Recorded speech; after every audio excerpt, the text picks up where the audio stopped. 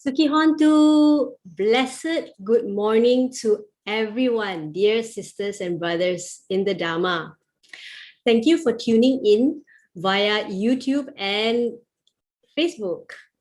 So welcome to our Sunday Dhamma talk, organized by the Shah Alam Buddhist Society. My name is Karin and I will be your host for today.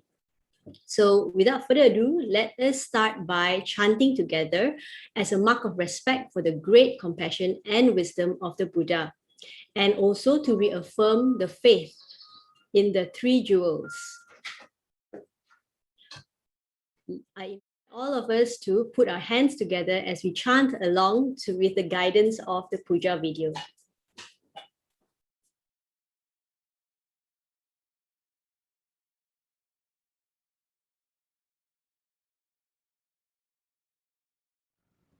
Sadhu, sadhu, sadhu. Namo tasse bhagavato arahato samma sambuddhasse. Namo tasse bhagavato arahato samma sambuddhasse. Namo tasse bhagavato arahato samma sambuddhasse. Buddhang saranang gacchami, Dhammang saranang gacchami, Sanghang saranang gacchami.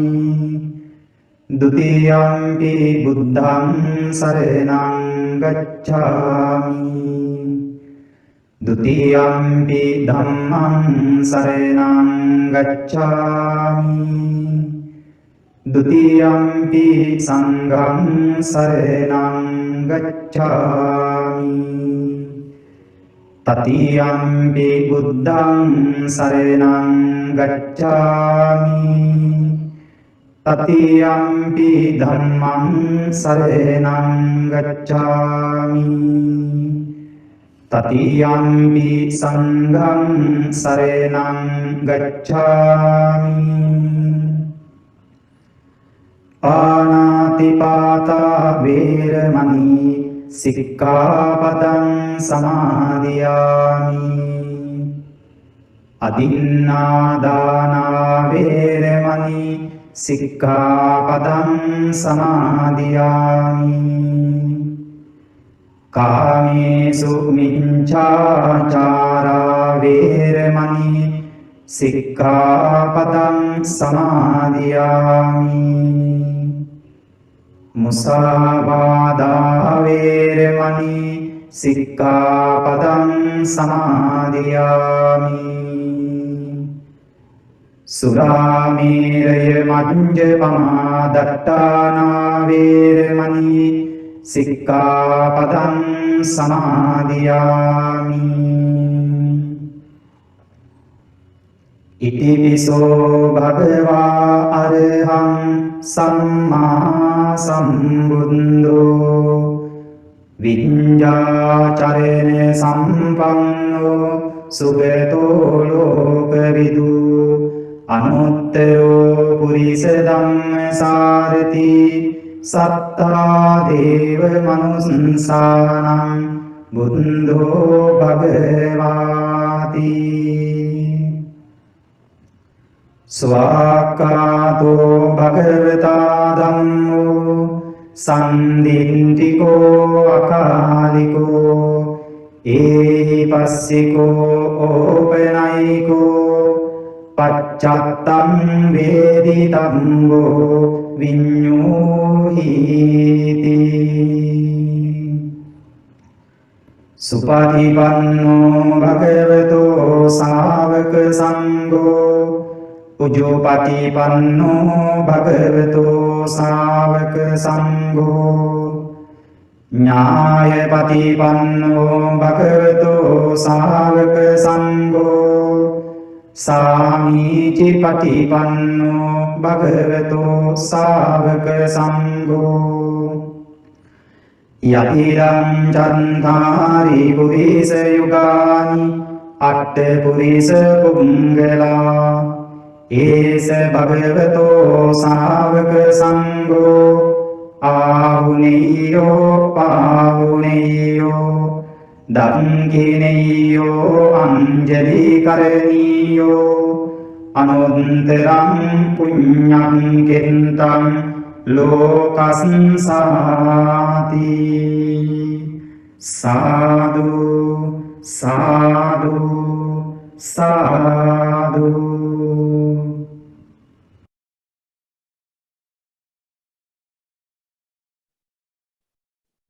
Welcome back. We are grateful to have Brother Billy Tan, who will be talking to us today about the pitfall of meditation, self-hypnosis. So during this talk, we will be learning about the difference between self-hypnosis and meditation. We will also find out how we may avoid the pitfall of falling into self-hypnosis when we meditate. So as a clinical hypnotherapist trainee myself and a meditation practitioner, I find this topic extremely interesting because many people have asked me, what is the difference between meditation and hypnosis? So I look very forward to explore this today with Brother Billy. But before that, allow me to introduce Brother Billy.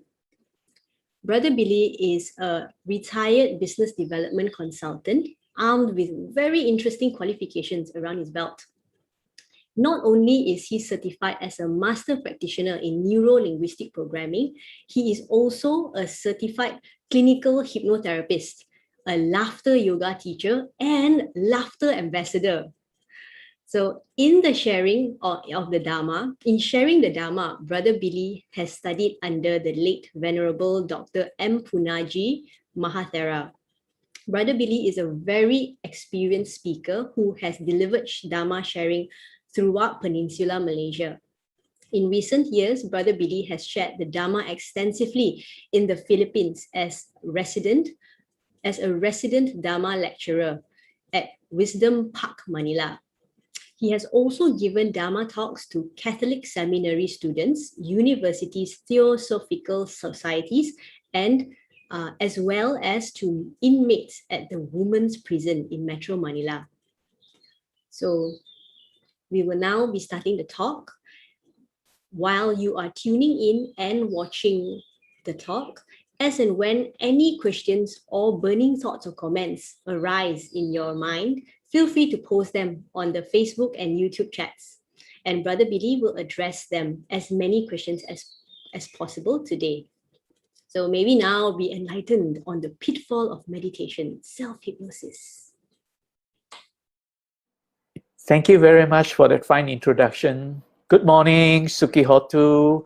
A warm welcome to all of you. I'm very thankful that Shah Alam Buddhist Society has invited me to offer this sharing. So today's sharing will be meditation pitfall, self-hypnosis. Before I get into this topic, I would like to share with you some very important information. First is to let you know that there is very little difference between this meditative state of mind and this hypnotic state of mind. So we have to be very careful when we begin our meditation. If we are not attentive to our mental conditioning when we begin to meditate, then we could fall into what we call the hypnagogic effect. When we begin to experience this hypnagogic effect, it leads us into a hypnotic state where the mind begins to imagine things. And these imaginations can seem to be very real. So that is really a major pitfall in meditation practice if we are not careful. So today we're going to look at what's the difference between meditative state and hypnotic state and how we can avoid this pitfall of falling into self-hypnosis. Before I elaborate any further, I would like to share with you a very useful link. Right? So this is the link. You can download the slides that I will be using So you can follow along with this presentation. tiny.cc/sabs-hypnosis. Okay, so if you can download this, you can then use the PowerPoint presentation slides to follow along with my presentation. Right? Without further ado, let's begin with today's sharing. When we speak of meditation, it comes from that word from the Buddha Dhamma called bhavana. Bhavana is often translated as cultivation and development of mind, but very popularly, it's just called meditation in short. Now, later on in today's sharing, I'm going to bring to your attention that the word meditation is not a very accurate or very helpful word, in the sense that meditation can also mean a lot of other things to other people, unless we qualify it by saying Buddhist meditation. But otherwise, if we just say meditation, it can mean different things, right? I'll talk about that in a moment. But what is bhavana then? Well, my teacher, Venerable Punnaji, has basically defined this. He said, it is by being conscious all the time that we can control our emotions. The constant practice of being conscious is what the Buddha called development or bhavana. So in other words, the word bhavana means development. Development of what? Development of the mind. Right? Basically, when we say the mind, we're not just talking about what goes on in the brain. The mind basically also affects the whole body. The mind and the body are not separated, in the sense that what happens in the body affects the mind. What happens in the mind affects the body. Right? So when we speak of bhavana, then we're talking about development. At this point, I just want to very quickly mention that sometimes people say cultivation, and many people interchange the word cultivation with development. Now, at this point, I just want to clarify there is a very slight difference between the meaning of cultivation and development. Cultivation is basically a set of practices we do. So we carry out a certain set of practices, and this carrying out of the practice is called cultivation. We cultivate. Development is taking it one step further. Development is basically, as we practice this cultivation, we begin to realize the fruits of our cultivation. So in saying development, we're also referring to some fruits or fruition of the practice. So here, bhavana is not just talking about going through the motion of what we call meditation, but also experiencing the fruits of the meditation. So I hope that is clear, that there is a very subtle difference between cultivation and development, whereby development refers to some level of fruition of the practice. Okay. So with this explanation of the term bhavana by Bhante Punnaji, you can see it's very clearly that Bhante was referring to developing the mind to be conscious. It is by being conscious all the time that we can control our emotions. So here, Bhante was also referring to the fact that bhavana is helping us to control our emotions. So let's just listen to what Bhante has to say about this process of conscious thinking and emotional thinking. Right? When we speak about the mind, we really have two minds. Most people don't know that. One mind is the thinking mind. The other mind is the emotional mind. Now the thinking mind can think, but it is the emotional mind that wants things or hates things or fears things or worries about things, that is the emotional mind. Now when you come to the temple and say take up the 5 precepts, it is the thinking mind that is doing that. But you go home and maybe you quarrel with your husband or wife or whoever, or maybe neighbors, or why is that?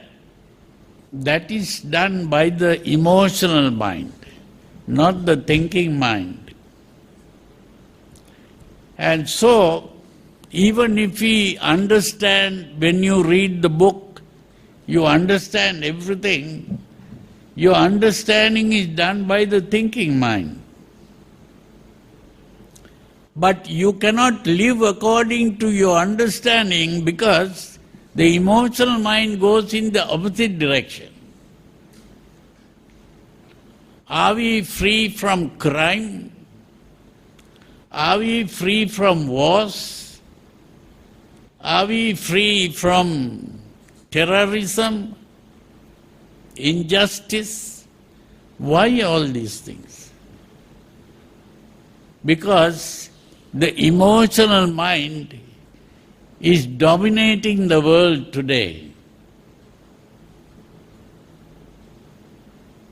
The thinking mind is only a slave of the emotional mind.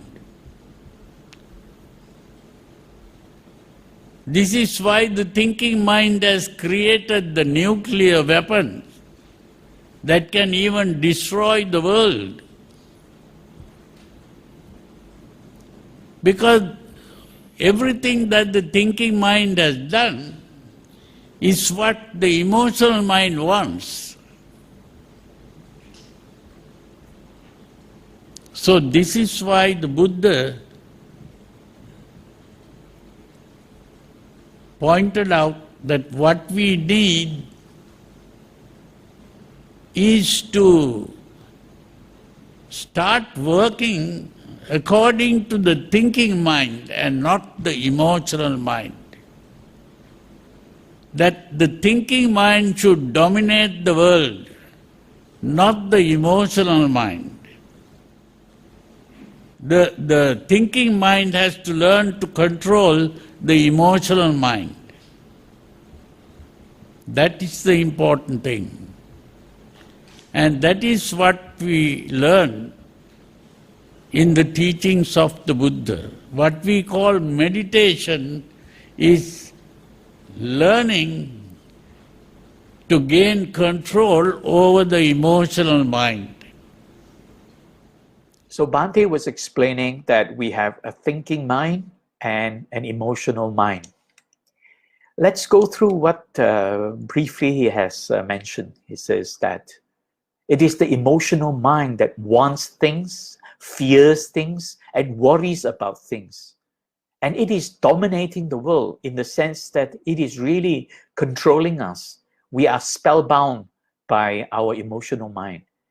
Without proper development, without proper cultivation of the mind, we are easily controlled by emotions. And the thinking mind, as a result of that, the thinking mind is behaving like a slave to the emotional mind. And therefore, that's why the Buddha taught us that meditation, bhavana, trains the thinking mind to gain control over the emotional mind.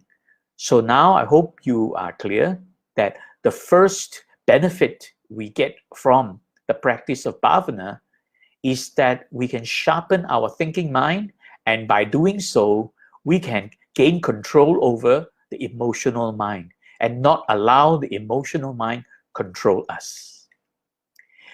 So let's look at what is the meaning of this thing called mind, right? Mind is really doesn't exist. Mind does not exist at all. The Buddha used 3 words to describe mind. And the first word the Buddha used is vijnana, normally translated as consciousness, but Bhante Punnaji translated more precisely and calls it perception. Basically, this vijnana is referring to the process of perception. This arises from the panchakanda, right? The 5 aggregates. This process of perception, the 5 aggregates, leads us to become aware of objects in the environment. So we begin to experience the awareness of what was perceived through the sense organ. And this awareness is vijnana. And the second word the Buddha used to describe the mind is mano. This refers to the thinking mind, well, what we normally call cognitive process, the cognition and the conception. Cognition is basically the process of thinking, and conception is the process of creating ideas, right? So what is happening in this aspect of the mind, that the mano is interpreting what was perceived through the sense organs. So it identifies what has been perceived, and this process of identification is called papancha. So it identifies what has been perceived and give meaning to it. And at the same time, it is able to cognize the experience. That means it is able to define the experience, be aware of what the experience is, and begin to create concepts about the experience. So it's concepts, and with concepts, it gives us a choice of how we can respond to what has been perceived and cognized. And that is mano, the cognitive process. This is basically the thinking mind. Then the third word the Buddha used is chitta, and this is referring to the affective process. The layman's term for this is emotions. So this is really our emotional mind, the chitta. Right? So where it leads to mood and temperament.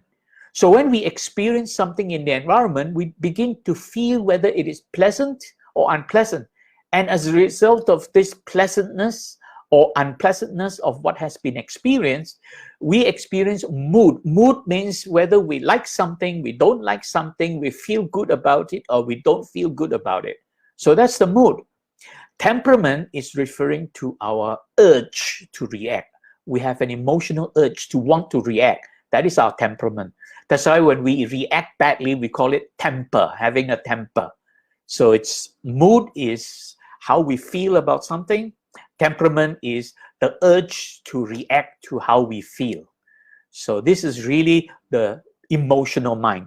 And that's what emotion is all about. It is always reacting to whether we feel good or don't feel good about something. And not only that, it also personalizes the experience, clinging on to the experience, attaching to the experience, and calling this my experience. So we begin to cling on, right? Grasp the experience. And this is also something that the Buddha has warned us against. When we begin to cling on to the experience, grasping the experience, grasping at the signs and the features of everything we experience, it leads to suffering. So this is really the chitta, and chitta is really what causes us a lot of suffering. So the whole idea of bhavana is to tame the chitta, to bring the chitta to a state of stillness, and to sharpen the mano, and at the same time to bring the chitta and the mano together, because the chitta and the mano is always in conflict. The chitta just wants things. The mano is rational. It can differentiate what is good and bad, but the chitta is always going after what lust and greed, or trying to fight against anger and hatred, things that lead to anger and hatred. And also this clinging leads to the delusion of a self-centered existence. That is what the chitta is doing. So you will see later in the sutras, the Buddha has mentioned that we are trying to tame the chitta, bring the chitta to a state of stillness, calm the chitta, compose the chitta, and then unifying chitta with mano so that the two minds are not fighting, the two minds become one. That's why it's called a unified mind. So one of the first major fruition of the meditation, bhavana, is to unify the two minds. And this unification process happens when we begin to experience the jhanas. The jhana is basically leading to the full unification of mano and chitta. Now I'm going to share with you a very interesting explanation by Bhante Punnaji of this term anusayam. Basically, anusayam is referring to this repressed unconscious memory, that we have these underlying tendencies, this repressed memory that keeps popping up, disturbing us. And this is the work of the chitta. And this is really what happens when we try to meditate, sitting there quietly. And if we are not remaining fully conscious, this process of anusayam begins to arise, and repressed unconscious memory will pop up and disturb the meditation. Anusaya really means, saya means sleeping. Anusaya means sleeping. That means, what is the meaning of sleeping?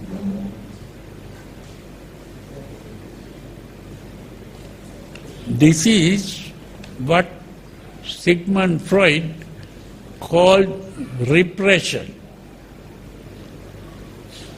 That means people begin to forget things, and once it is forgotten, you don't even know that you are having certain things. You are not aware of it. And that kind of sleeping is what is called repression.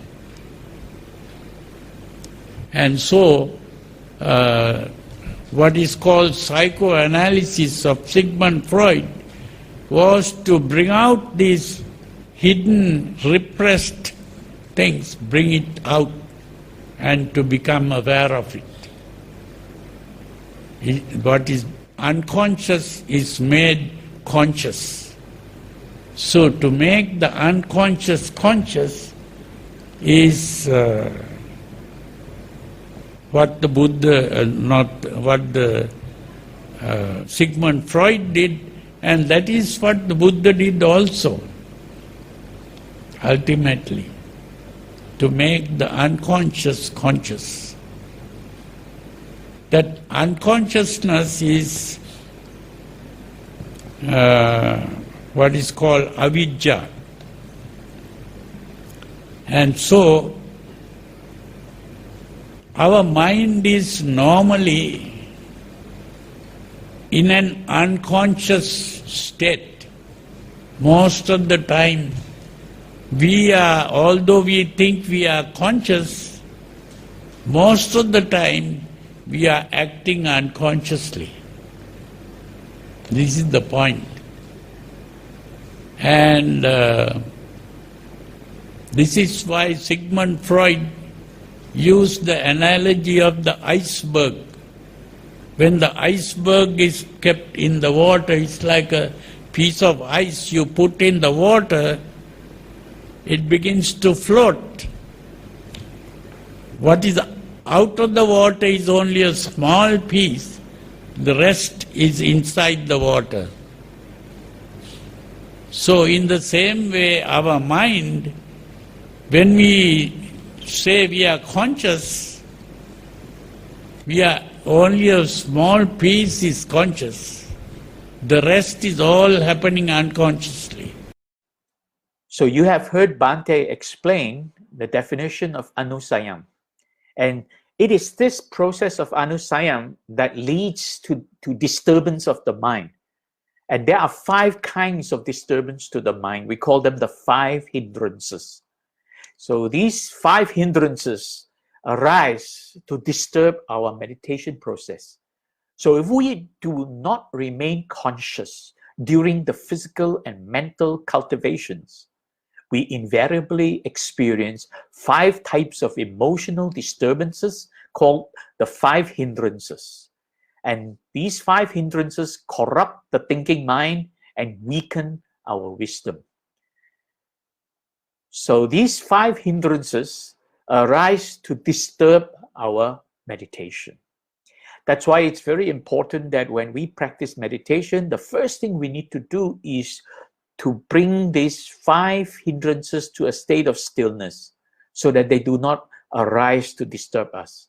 And if we're able to suspend and stop these 5 hindrances momentarily, at least for a while, then we begin to enter into a deeper state of meditation called the jhanas.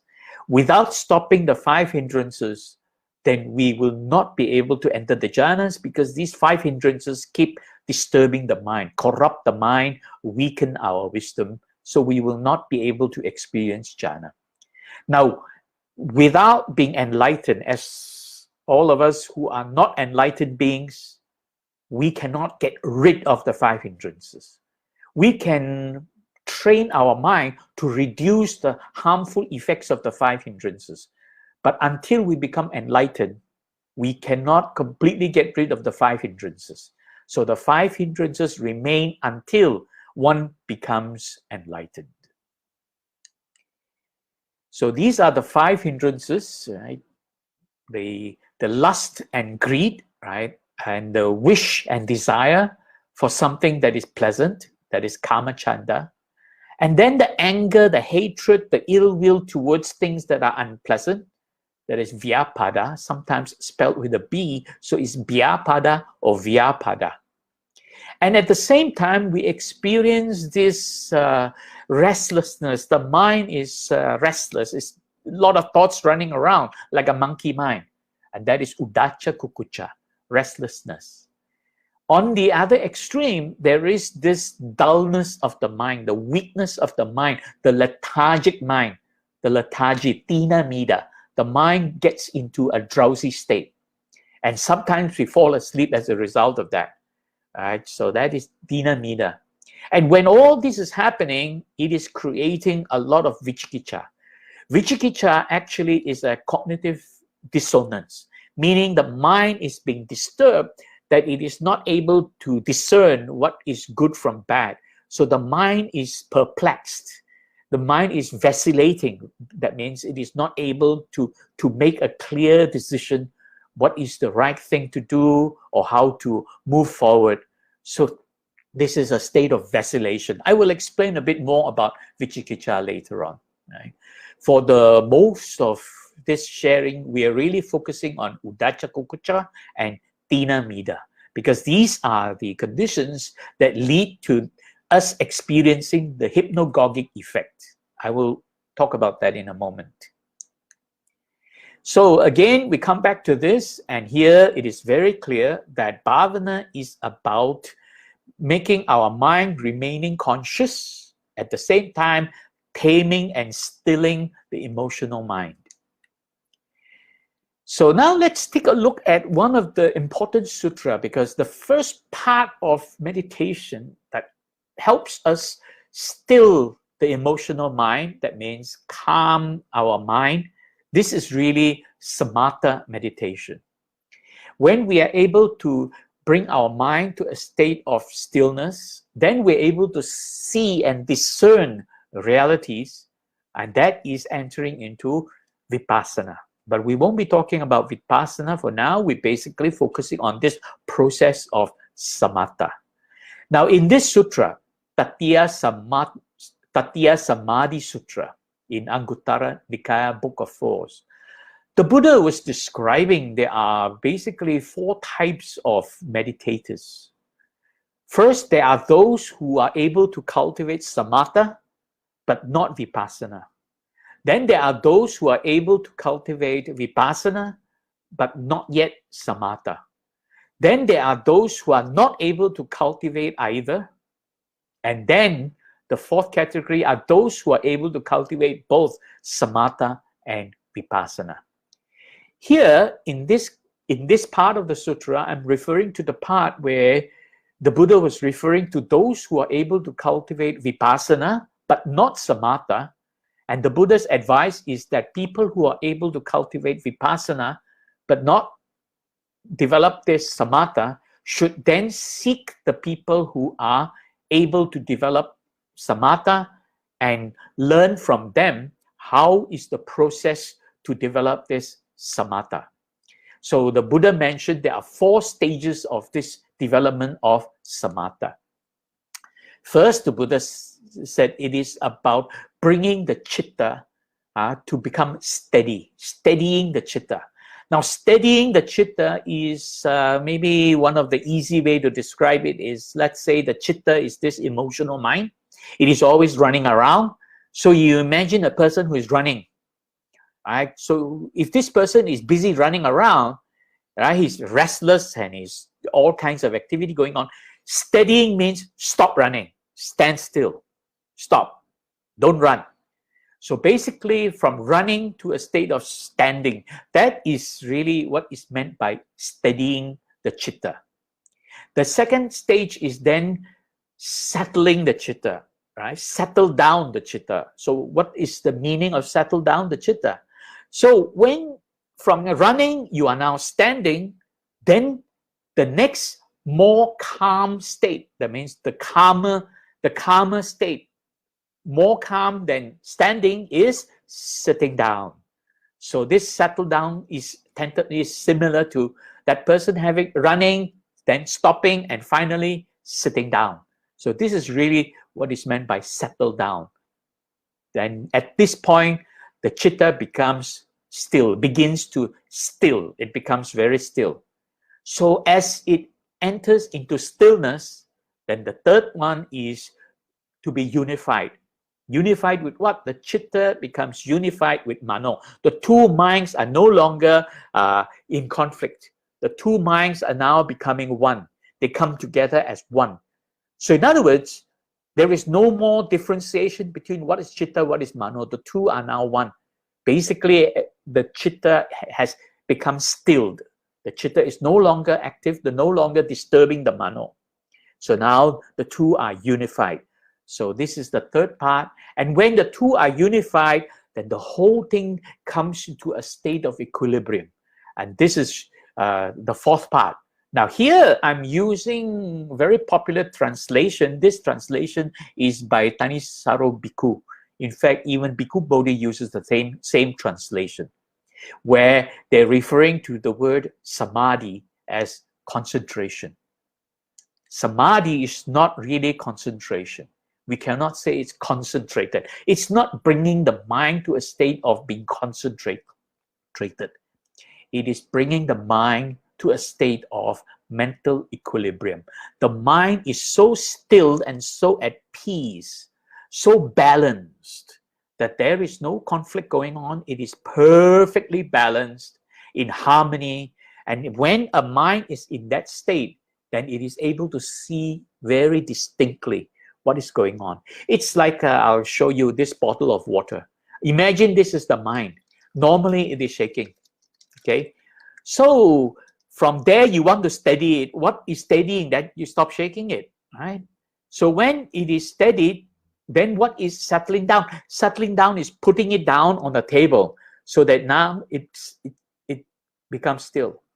And when it has settled down, now the whole bottle is perfectly still. And then mental equilibrium means when the bottle of water is perfectly still, you can see inside what is inside that bottle of water. Because when it is shaking, you can't see what's going on inside, right? So it's stilling the mind so that you can see very clearly what is inside this bottle. You can see every speck of dirt, every single bubble, every whatever inside, seeing clearly. And it is only when you are able to reach that state of mental equilibrium are you then able to experience vipassana, to see and discern clearly. So this is really talking about stilling the mind and this mental equilibrium, right?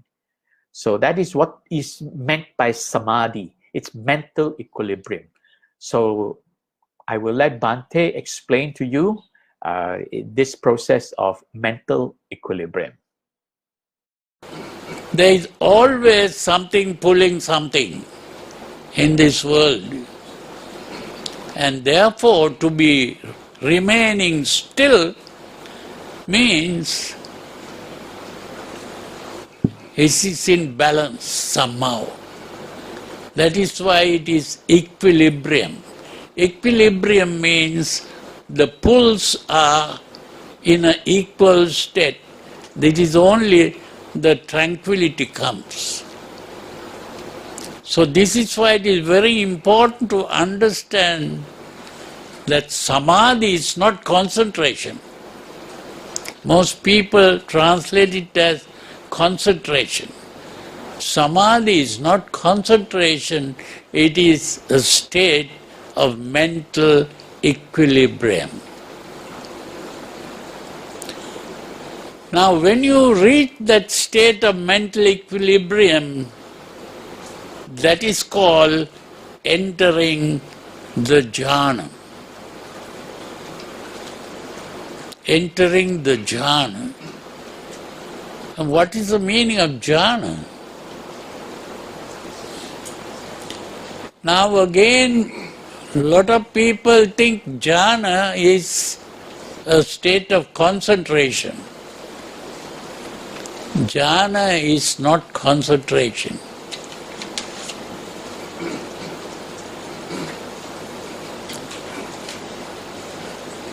Jhana is what is called a withdrawal.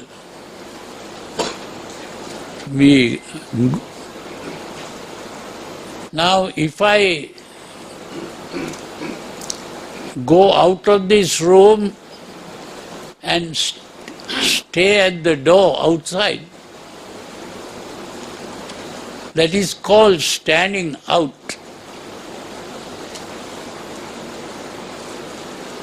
That standing out is called ecstasy.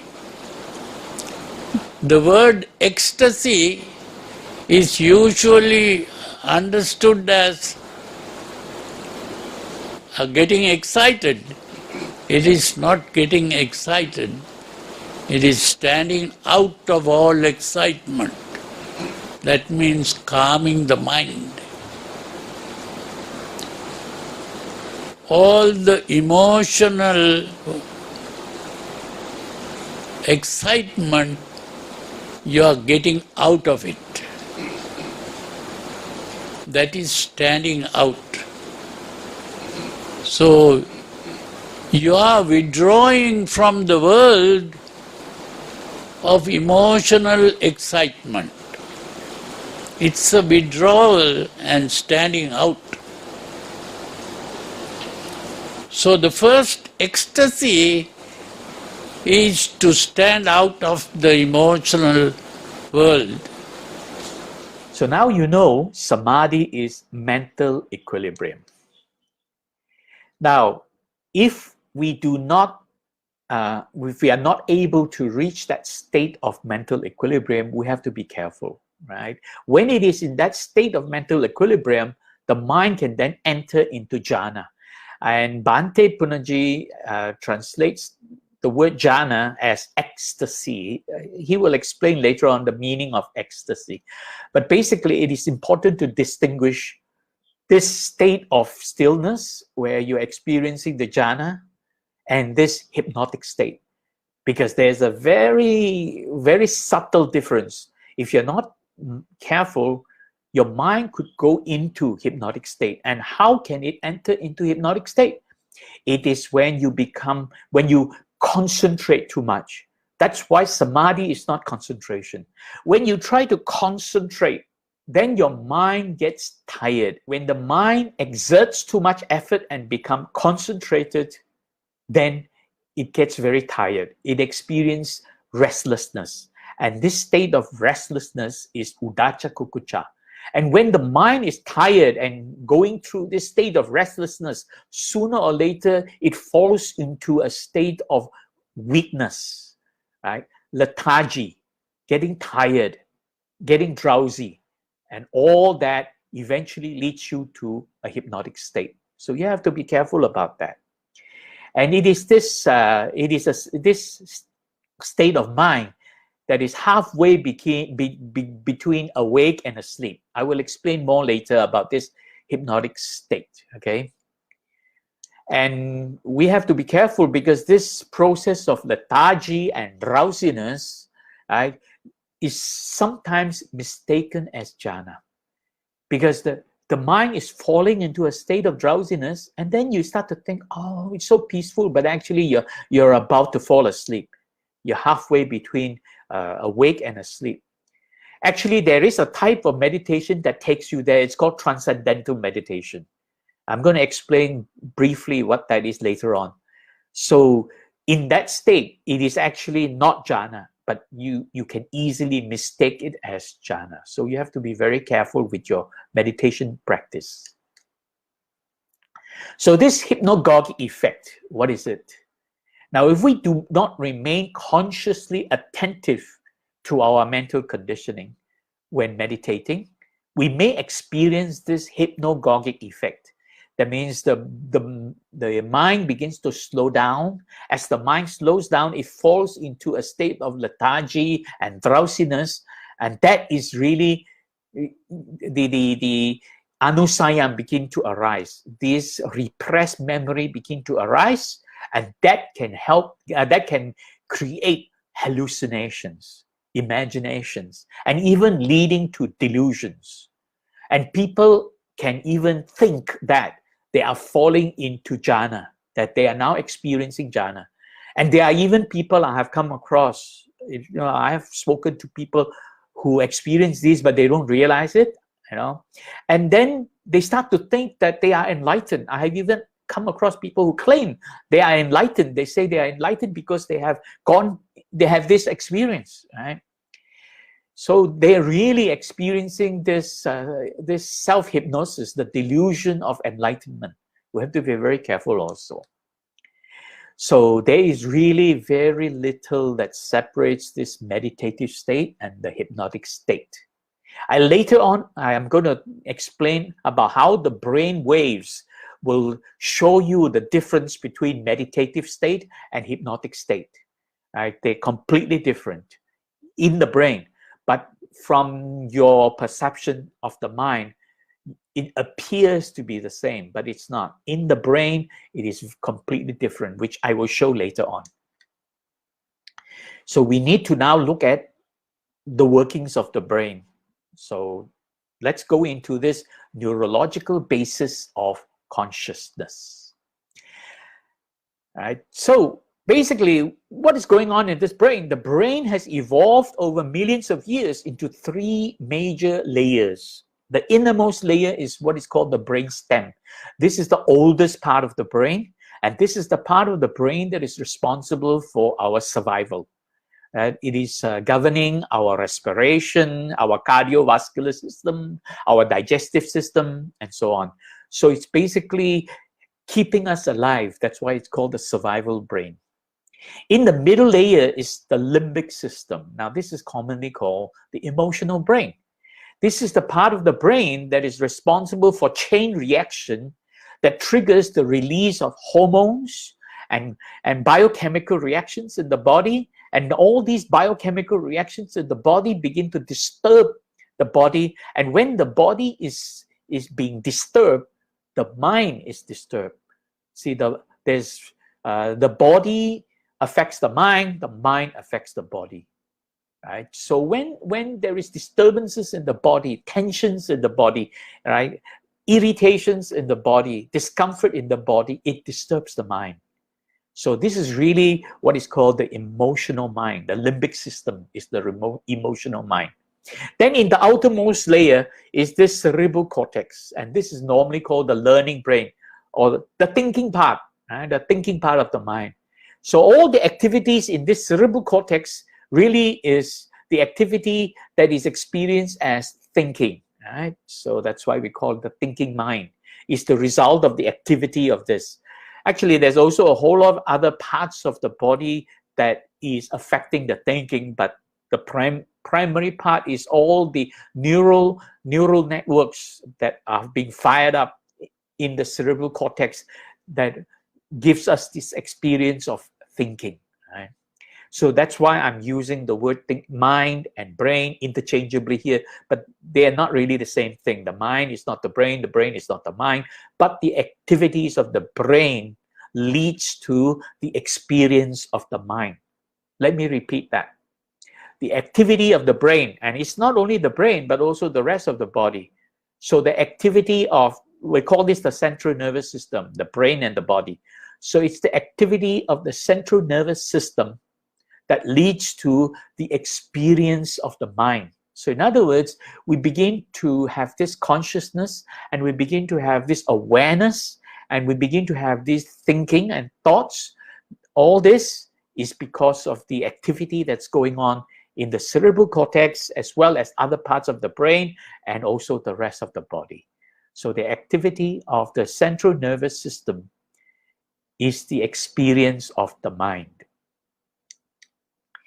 So now we talk about the emotional brain.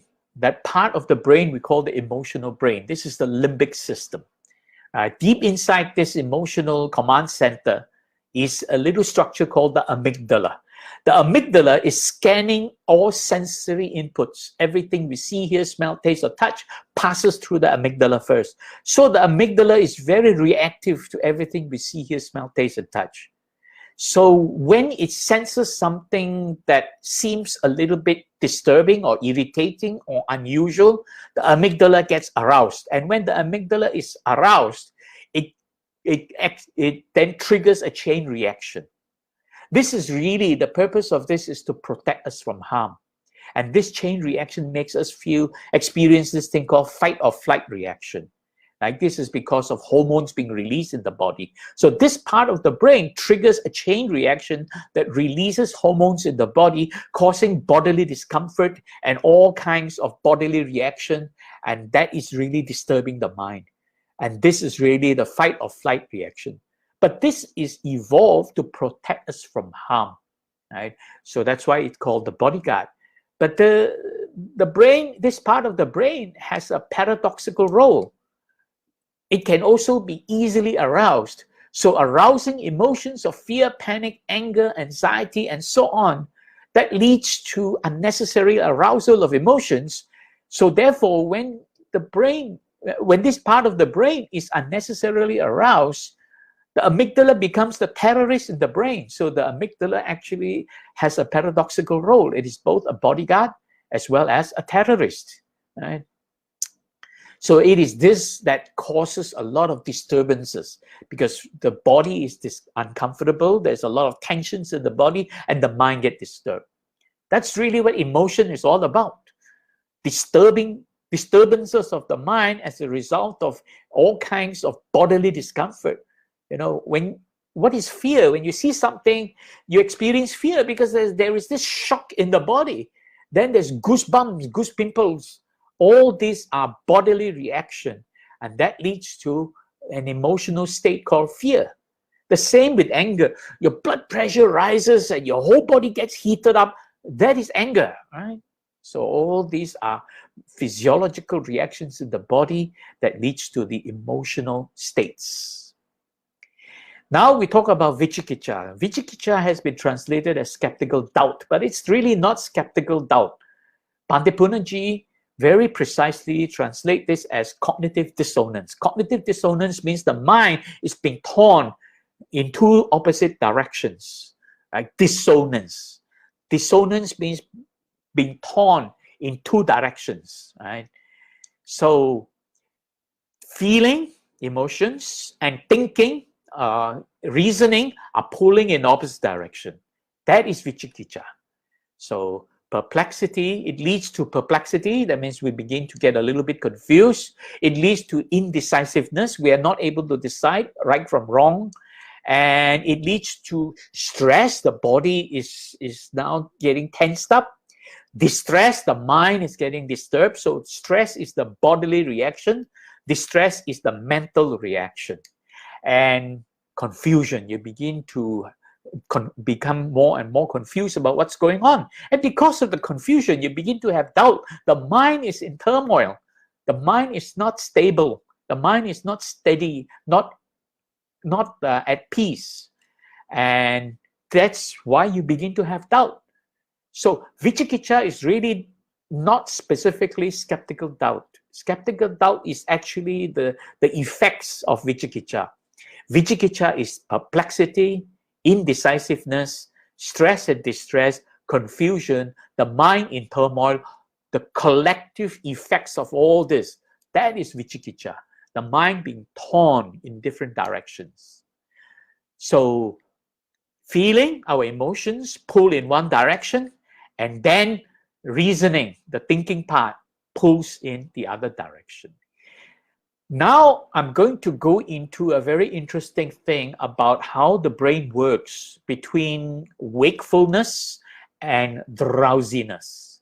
Before we go there, I want you to take a look at this picture. Now I'm going to expand this picture. Just give me a second while I expand this picture. All right. Okay. Now, this is what I want you to do. I want you to look at this picture and see whether you can see the face and together with the words and focus on both at the same time. Are you able to focus on the face and the words at the same time? Lea Salonga.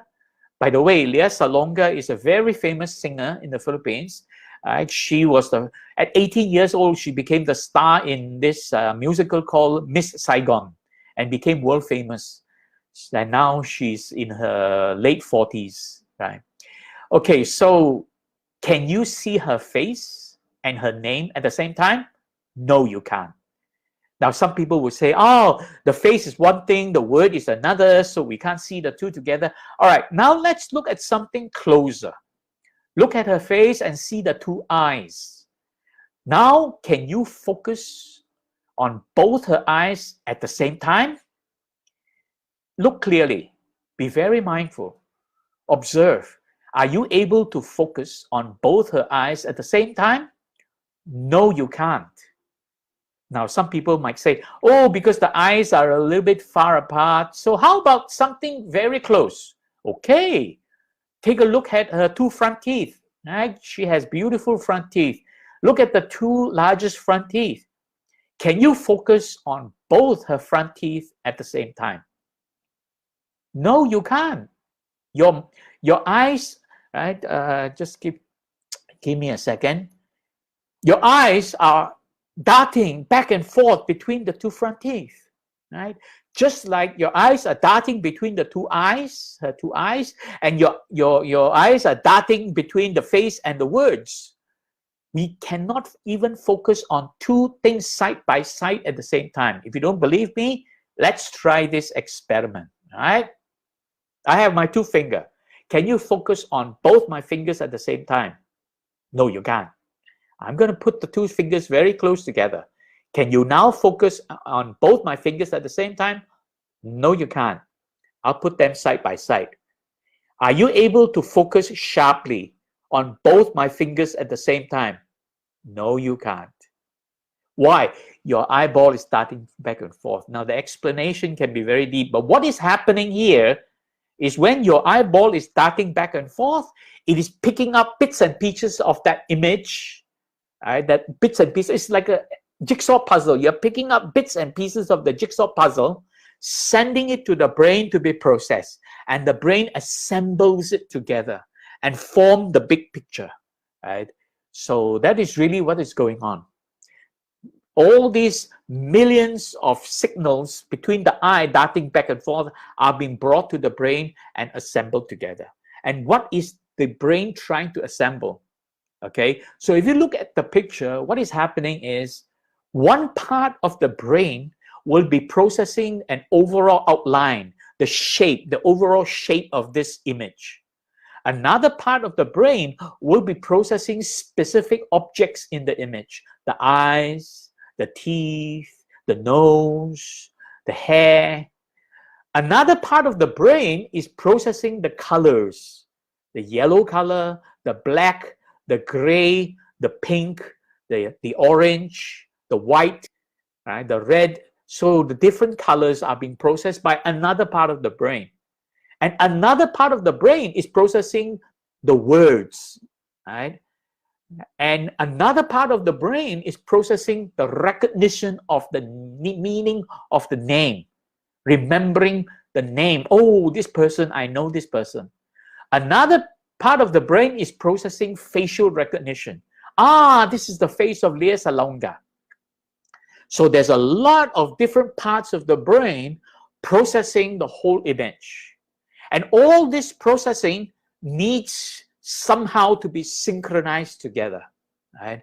So there is a way to measure this activity in the brain. And the way to measure it is, we are really measuring brain waves. It is these brain waves that help various different parts of the brain synchronize all the different processing going on. Synchronizing so that now we can become aware of the full image, the full big picture of the face of that beautiful lady called Lia Salonga and the complete picture. Just as we now see this complete picture of Matthew Ricard sitting there with all these probes around the head, measuring his brain waves, and then able to read the word brain waves and have meaning given to this complete picture.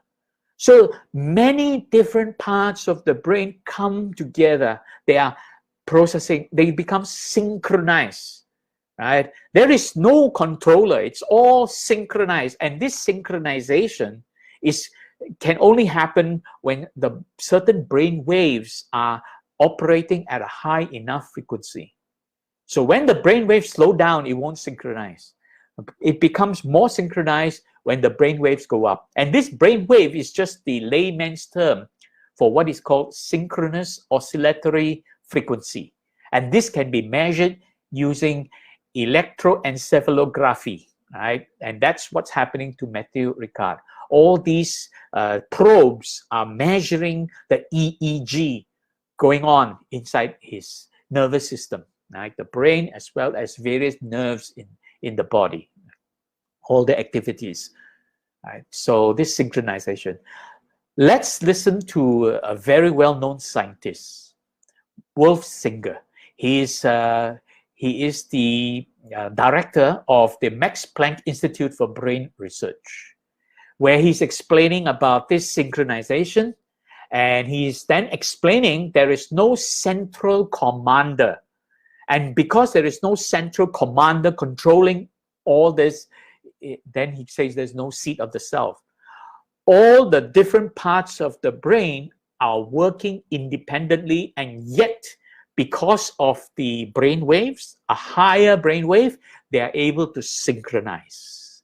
So let's listen to his brief explanation during one of those Mind and Life Society conferences, where he was explaining to the Dalai Lama this process of synchronous oscillatory frequency, synchronous oscillatory frequency going on, the brain waves, okay?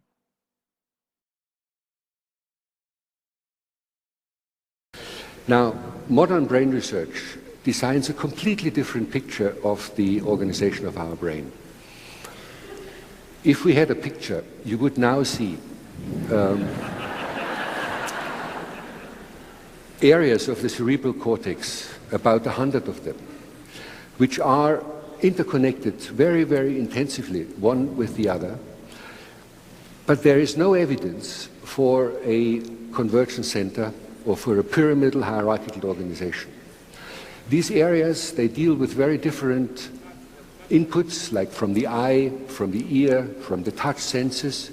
And then there are areas which belong to the so-called limbic system, which attach emotional connotations to the contents of conscious experience. So there is no single place in the brain where an observer could be located, or a command structure could be implemented, or where the self could have its seat. It's a highly distributed system in which many, many functions occur simultaneously, and there is no coordinator. They self-organize.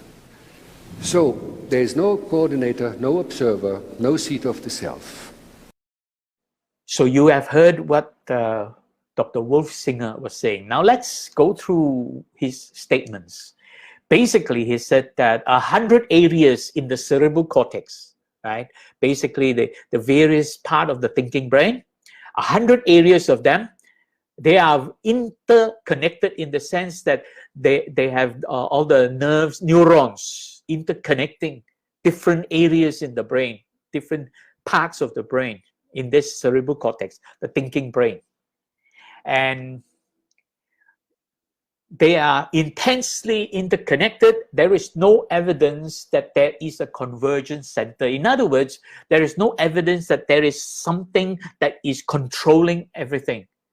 There is no pyramidal hierarchical organization. Pyramidal hierarchical organization means it's like a pyramid. There is something right on top and everything falls below. There is no such thing in the brain. We think that this thinking brain is it. No. The thinking brain is responsible for only certain functions. It does not control everything.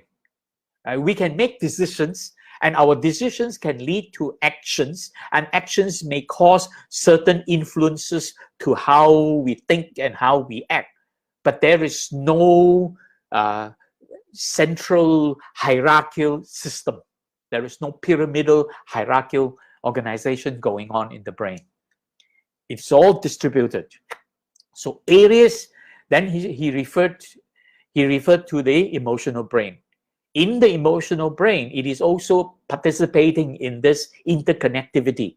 So areas in the limbic system, the emotional brain, attach emotional connotations to conscious experience. Meaning inside the emotional brain, it begins to react in such a way we begin to have certain emotions about what we are experiencing consciously. Whether we like something, we don't like something. That is our emotional responses. And there is no single place in the brain that an observer is located, or a command structure exists, or where a self could have its seat. This is a very important statement. This is a top-notch scientist making such a statement, very clear. No single part in the brain that is an observer. In other words, there is no one part of the brain that is able to oversee everything that's going on in the brain. Right? We know that. We don't know what's going on. Right? We really don't know what's going on inside all this. So, and there is no command structure. Right? There's no referee. There is no monitor, no supervisor. And there is no, because of all that, there is no seat of the self. In other words, there's no part of the brain that seems to have this identity we call the self. This is a very important finding here. Scientists are saying that there is no seat of the self, and this is a top-notch scientist. Right? And Dr. Wolfsinger is really the director emeritus of Max Planck Institute for Brain Research. And he went on to summarize and conclude. The brain is a highly distributed, dynamical system that has no convergence center, meaning there is no one place everything comes together, and there is no one place that is in charge, so to speak. There is no coordinator, there is no observer, and there is no seat of the self. So there you have it. Top-notch scientist has come to this conclusion from decades of research, and say that there is no part of the brain that seems to behave like there is a self. Doesn't exist. So all these brain waves, right? Now we're going to take a look at the brain waves. These brain waves define our consciousness. If the brain wave is high frequency, we are more alert. If the brain waves slow down, low frequency, we become drowsy and groggy. So let's take a look at these levels of consciousness. So when we talk about this synchronous oscillatory frequency or brain waves, it is measured in terms of hertz. Hertz means cycles per second. So when we are normally conscious, and I assume all of you are in this state of mind right now, between 13 to 30, right? you're not falling asleep, right? So between this range, we are conscious. And in the lower range, around 13 to 20, around that range, we are just clearly aware. So it's conscious awareness, simply aware. So if you're just observing, you're just aware, then your brain wave is around there. But if your brain wave starts to go up to a higher frequency, your consciousness become more critical, more alert, then you become more discerning. Your mind becomes sharper. So the higher the frequency, the sharper your mind is. That's really what's going on. Now, this state of consciousness is called the beta state. Right? They're using these terms to refer to a state of consciousness. So beta is referring to the state of normal consciousness. Then when we look at what comes below beta, okay, so below beta, it goes into alpha. And this is when the brain waves slow down, falling below 13 hertz, down to 8 hertz. So somewhere between 8 to 13, your mind is falling into a state of lethargy, grogginess, drowsiness, semi-consciousness. That's why it's called subconsciousness. So this is a state where you're not alert, where you are no longer clearly aware of what's going on. You're groggy, drowsy. You could say when you are experiencing Tina Mida, you are in that state. And I hope some of you are not in that state. So when you are listening to a lecture and you start to doze off and you start not to pay attention, your mind is falling into that state, the alpha state. This is the semi-conscious state. It is near to sleep state. Now, if the brain waves slow down further, you're now falling into sleep state. At the higher end, we call them REM sleep, rapid eye movement. This is the state where you fall asleep and you are having dreams. That means the mind is still quite active, but you are in a sleep state. And this activity of the mind leads you to begin to have all kinds of thoughts while sleeping. This all kinds of thoughts while sleeping, we call it dream. So that is the REM sleep, where you're full of dreams. That is called the theta state. The theta state refers to the state of sleep where it is called REM sleep and you have dreams. But if your brain waves slow down to very slow, 4 hertz is very slow, 4 cycles per second, it's down to that very slow brain, then you are into deep sleep. In deep sleep, it is called short wave sleep, SWS, short wave sleep. In deep sleep, this is delta sleep. In delta, you don't have dreams. You are deep in sleep. And when you wake up from delta sleep, wow, that sleep is so peaceful, so wonderful, because there is no activity in the mind. So therefore, you are very restful sleep, peaceful. It's a very peaceful sleep. So that's really what is going on. So in the blue part is consciousness, the yellow part is drowsiness, the red part is sleep. Now, when the brain waves go higher, then your mind becomes very sharp. That is when the brain wave go past 30, starting to approach 40. When it reaches 40, that is what is called gamma. So gamma state refers to the state of mind where the brain wave is oscillating at 40 or higher.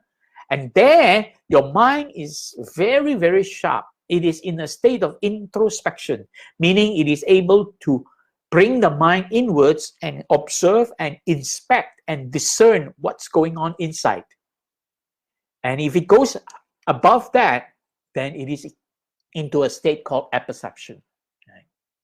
So how do we reconcile this drowsiness and wakefulness with meditation?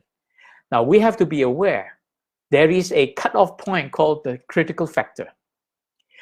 Below this critical factor, the mind is not sharp. So in other words, when you are barely aware and conscious, where the brain wave is between 13 to 20, roughly, you are what we call below critical factor. Even in that state of consciousness, you're not very sharp. You're just aware of things that are happening, but you are not able to discern very clearly what is what in a very precise way. As it falls further down, then you're falling into hypnotic state. So in other words, hypnosis happens when the brain waves slow down to below 13. And that's when your mind is operating in this semi-conscious state. We call it unconscious awareness, because you might be aware, you may have seen certain objects, but you're not really conscious about it. You're not thinking about it. You're not paying attention anymore. You're groggy. And that is the beginning of hypnotic state. And hypnosis goes right into the REM sleep. Right? So hypnosis, deep hypnosis, is your mind starts to enter into REM sleep state, the theta state. So that is hypnosis. Now you have to be careful if you start to chant and have this mantra-based meditation, right? Thinking of certain objects, thinking, right? Not observing, thinking of certain objects when you try to meditate, you could fall into that state. So you have to be careful. Chanting meditation can lead you into hypnotic state if you are not clearly discerning what you're chanting. In other words, if you're not critically alert about what you're chanting, then chanting meditation can lead you into hypnosis, right? This hypnotic state. Same with mantra-based meditation. That means your mind begins to imagine certain objects and you want to now think about certain objects. And this is you have to be very careful, because some people think that that is vipassana. No, you are imagining it. You begin to imagine that your digestive system working like anicca. You can't see what's going on in your digestive system. So you can't imagine what's going on down there. You can't see what's going on inside your lungs. How can you imagine the air flowing around your lungs? You can't really experience that, because there are no touch senses, touch nerves to be able to sense what's going on inside your lungs. You can't experience that, right? So don't try to imagine it.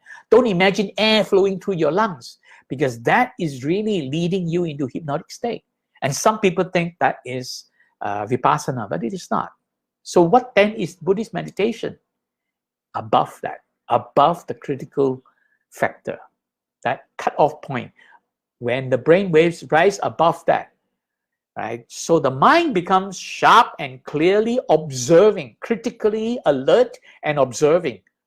Observing as you breathe in, it is a long breath. As you breathe out, it is a short breath. So all this observing.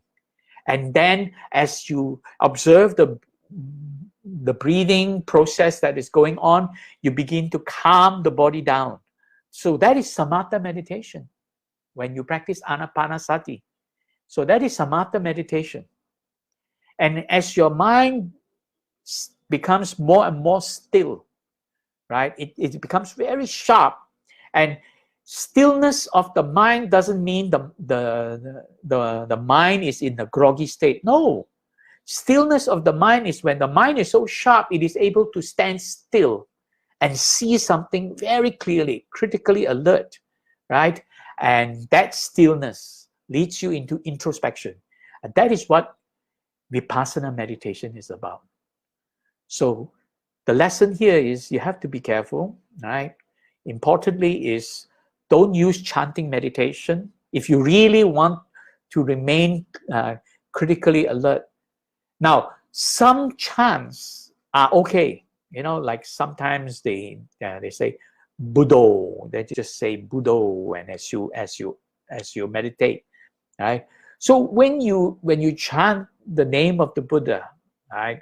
Or if you are now basically recollecting the virtues of the Buddha, that is Buddhanusati, then it is into samatha meditation, right?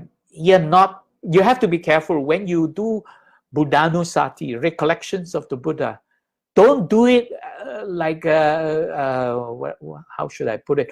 Don't do it like a sort of a simply doing it, because then you may fall into this drowsiness. Right? Be critically alert. Be aware. What virtues of the Buddha are you now recollecting? Clearly discerning which virtue of the Buddha are you recollecting, and then you will not fall into that below the critical factor. To remain above the critical factor is what Bhante Punnaji says, to be conscious. So when you practice Buddhanusati or Dhammanusati, right, the various teachings of the Buddha, right, then you have to be very critically alert. What is it that you are observing? Right. So I hope that is now very clear. So that leads you into Satipatthana, and leads you into Satabhujanga, eventually to Upekkha. This is the fourth jhana. Right. Now, I mentioned about this thing called meditation. Transcendental meditation is actually a meditation where you are given a mantra. That means a certain object to think about. And when your mind is focused on that object, your mind falls into a state of stillness. But that stillness is not critical alertness. That stillness is basically the mind slowing down. So therefore, transcendental meditation is really allowing this mind to slow down, falling into lower brain waves, going into this subconscious state. So that really is a form of self-hypnosis. So in a nutshell, transcendental meditation is no different from self-hypnosis. So you have to be careful when you Google and try to find out what is meditation, then transcendental meditation is basically a form of self-hypnosis. So don't try to learn from these scientists who talk about transcendental meditation. They will teach you how to end up in self-hypnosis.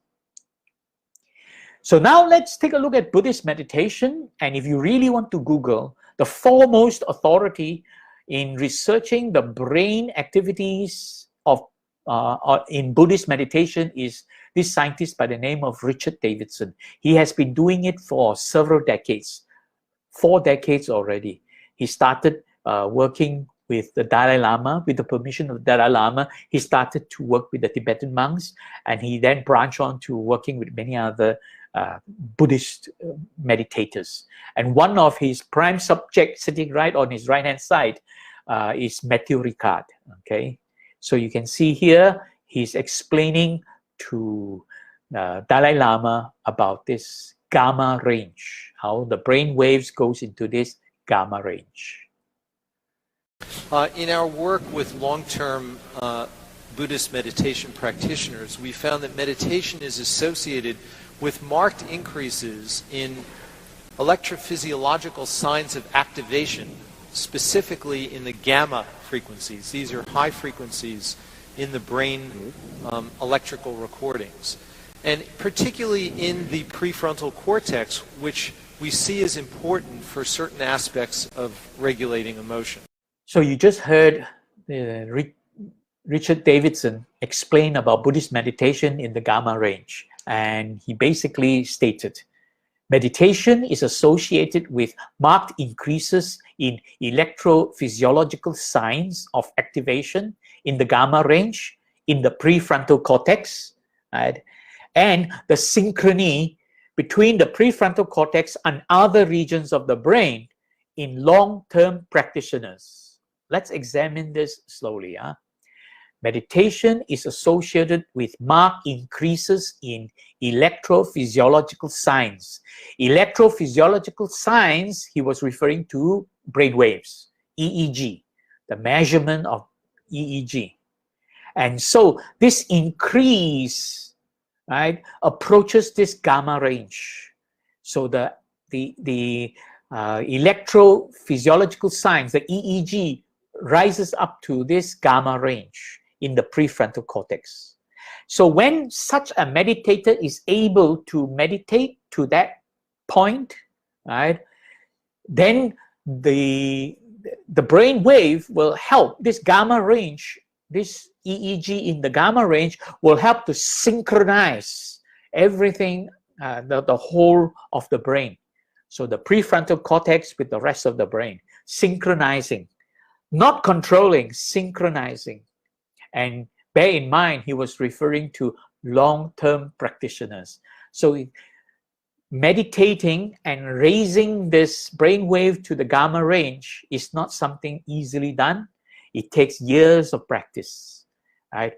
Some people might be able to do it in a faster. Some people might take longer. How fast? Well, hard to say, right? There is no way of saying how fast you can train yourself to meditate into this gamma range. Some people might be meditating for years and decades and never able to do that, right? Basically, if you're doing it with the right technique, you can do that. So that is really about brain waves and staying in the highly critically alert state of mind. Right? That is the meditative state of mind, where the mind enters into jhana and not in this drowsy state of mind. Okay, so this gamma range is that high frequency. Prefrontal cortex is our thinking brain in the front, and it is able to synchronize all parts of the brain together. And this only happens when you have been practicing for a long time, not something that is easily happening in new practitioners. Okay.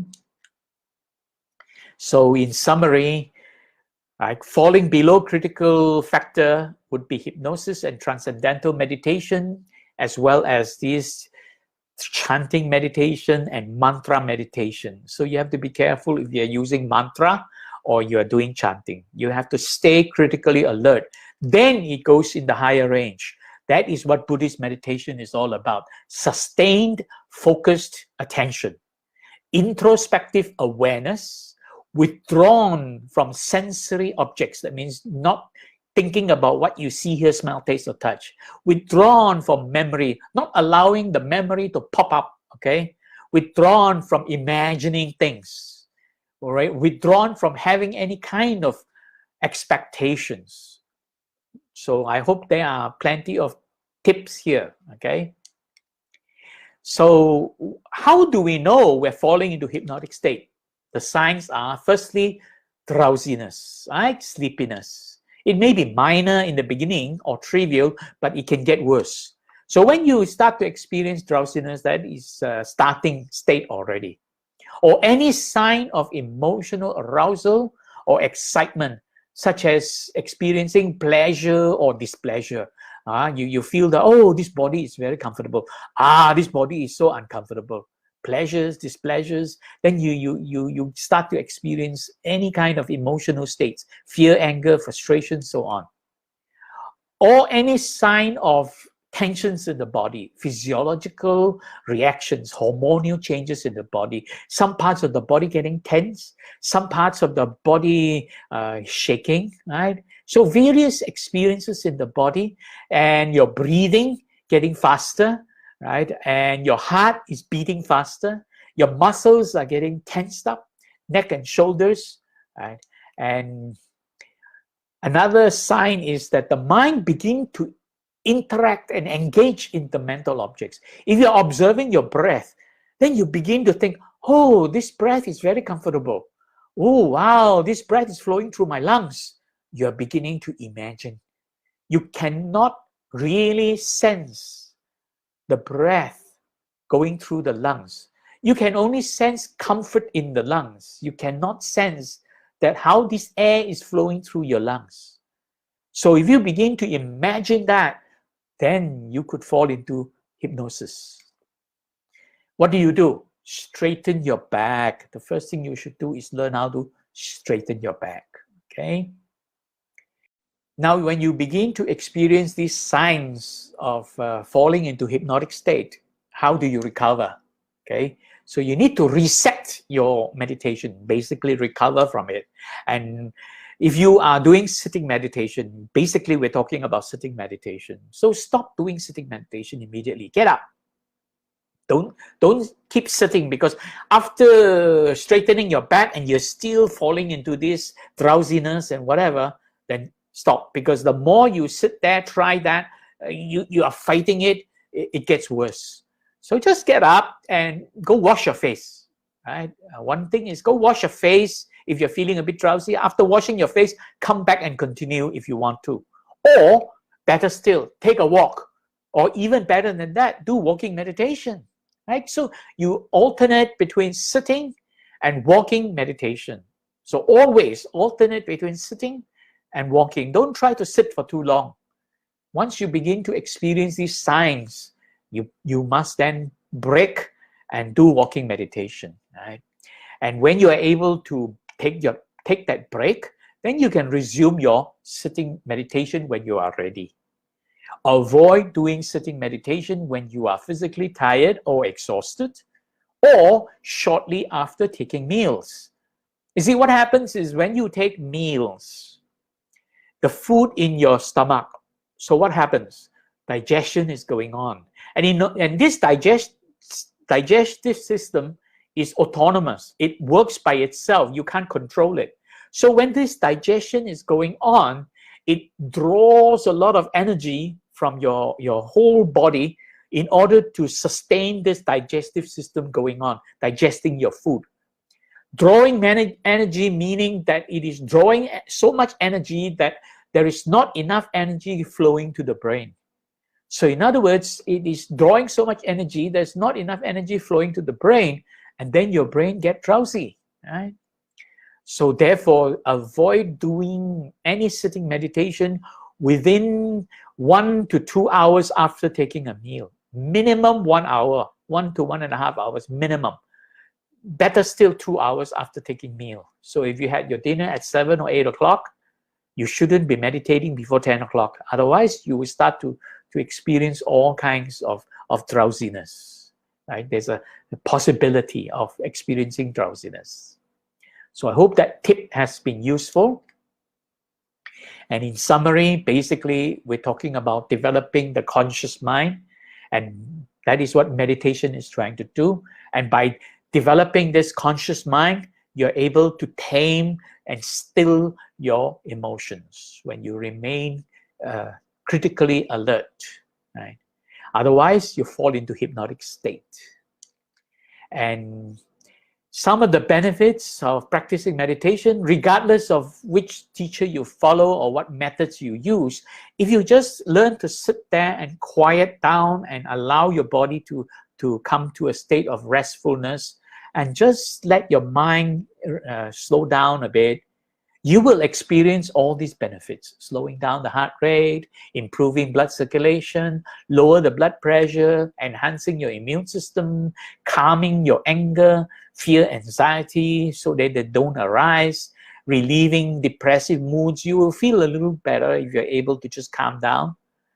Now, if you follow a good teacher, or if you're able to practice with good techniques, then you are able to tame your lust, your hatred, and your delusion, the three poisons. Then you're able to abandon the 5 hindrances. Then if you're able to abandon the 5 hindrances, your mind will then go into a state of jhana. You're able to cultivate this systematic introspection, satipatthana. And then you can bring your mind to a state of mental equilibrium, stillness of mind, developing this mental equilibrium. This is called cognitive consonance, where the mind is now still. Right? This is mental equilibrium of the mind, samadhi. And then you are able to investigate cognitive experiences. And this is Dhamma Vichaya, part of the practice of Vipassana in the Satabhujanga. And then you begin to discern. You're able to attain this insight into realities, being able to discern very clearly anicca, dukkha, anatta. And with that, you will then develop insightful wisdom, full comprehension into the true realities of what life is all about. Anicca, you have full, deep comprehension of anicca, dukkha, anatta. So that is insight. And then you will learn how to free yourself from suffering. Now you are at the doorstep of liberation. And you are now, the next thing that will happen is you can become enlightened. Right?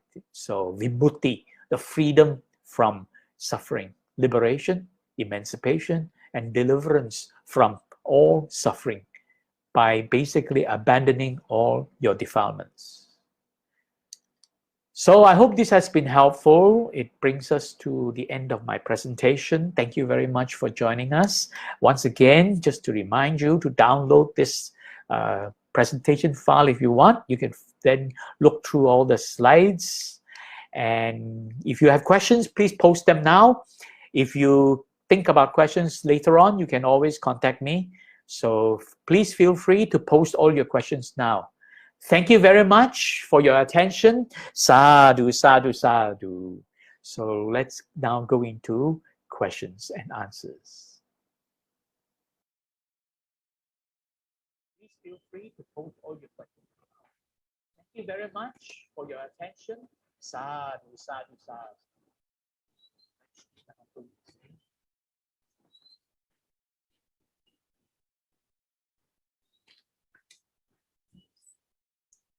Thank you for watching and staying with us. Let us put our palms together to welcome Brother Billy.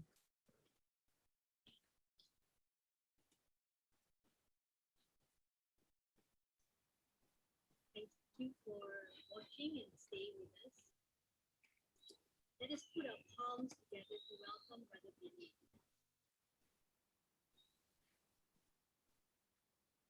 Welcome, Brother Billy. Hi. Hi. Thank you.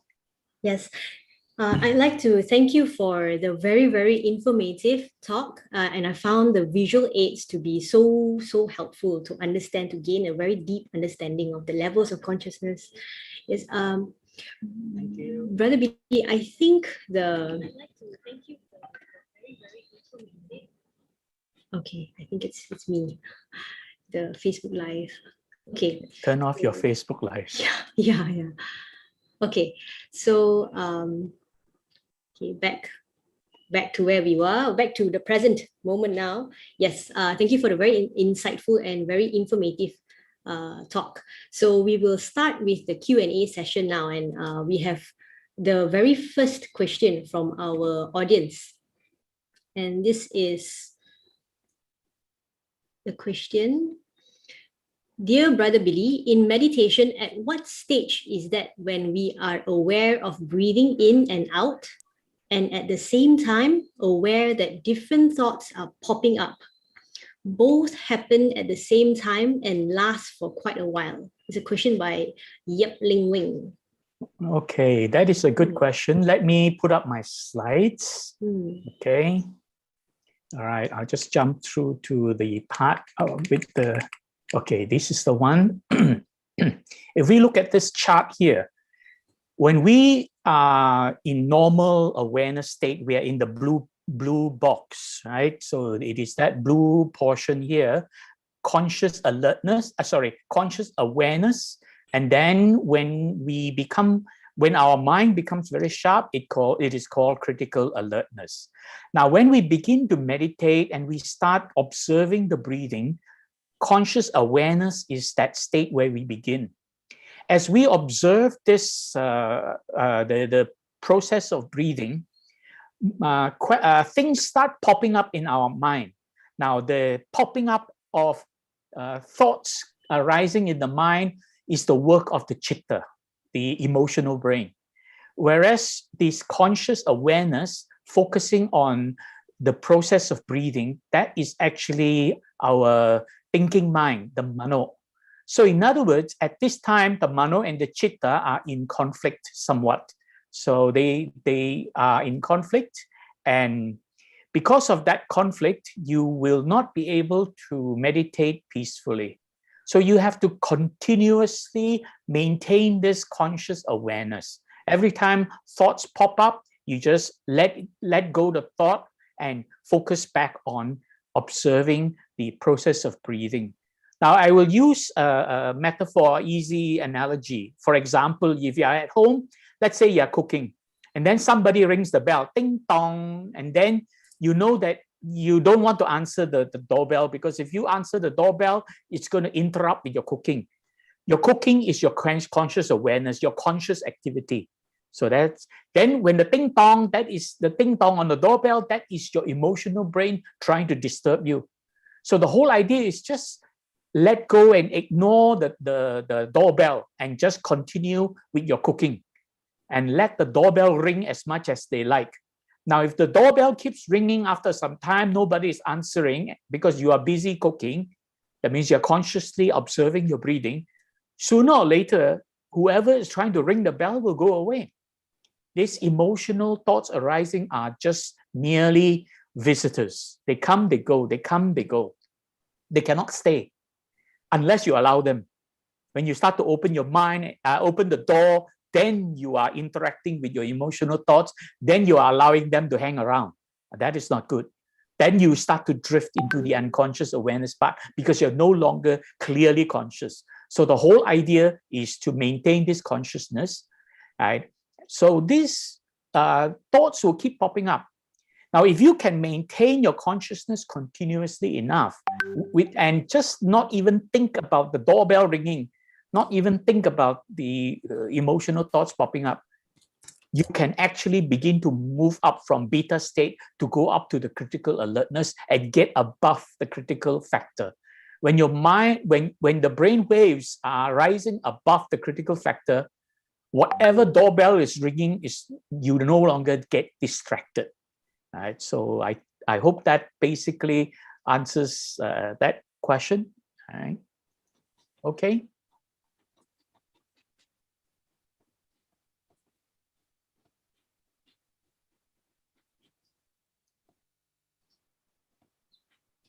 Okay, thank you, Brother Billy. So we move to the next question.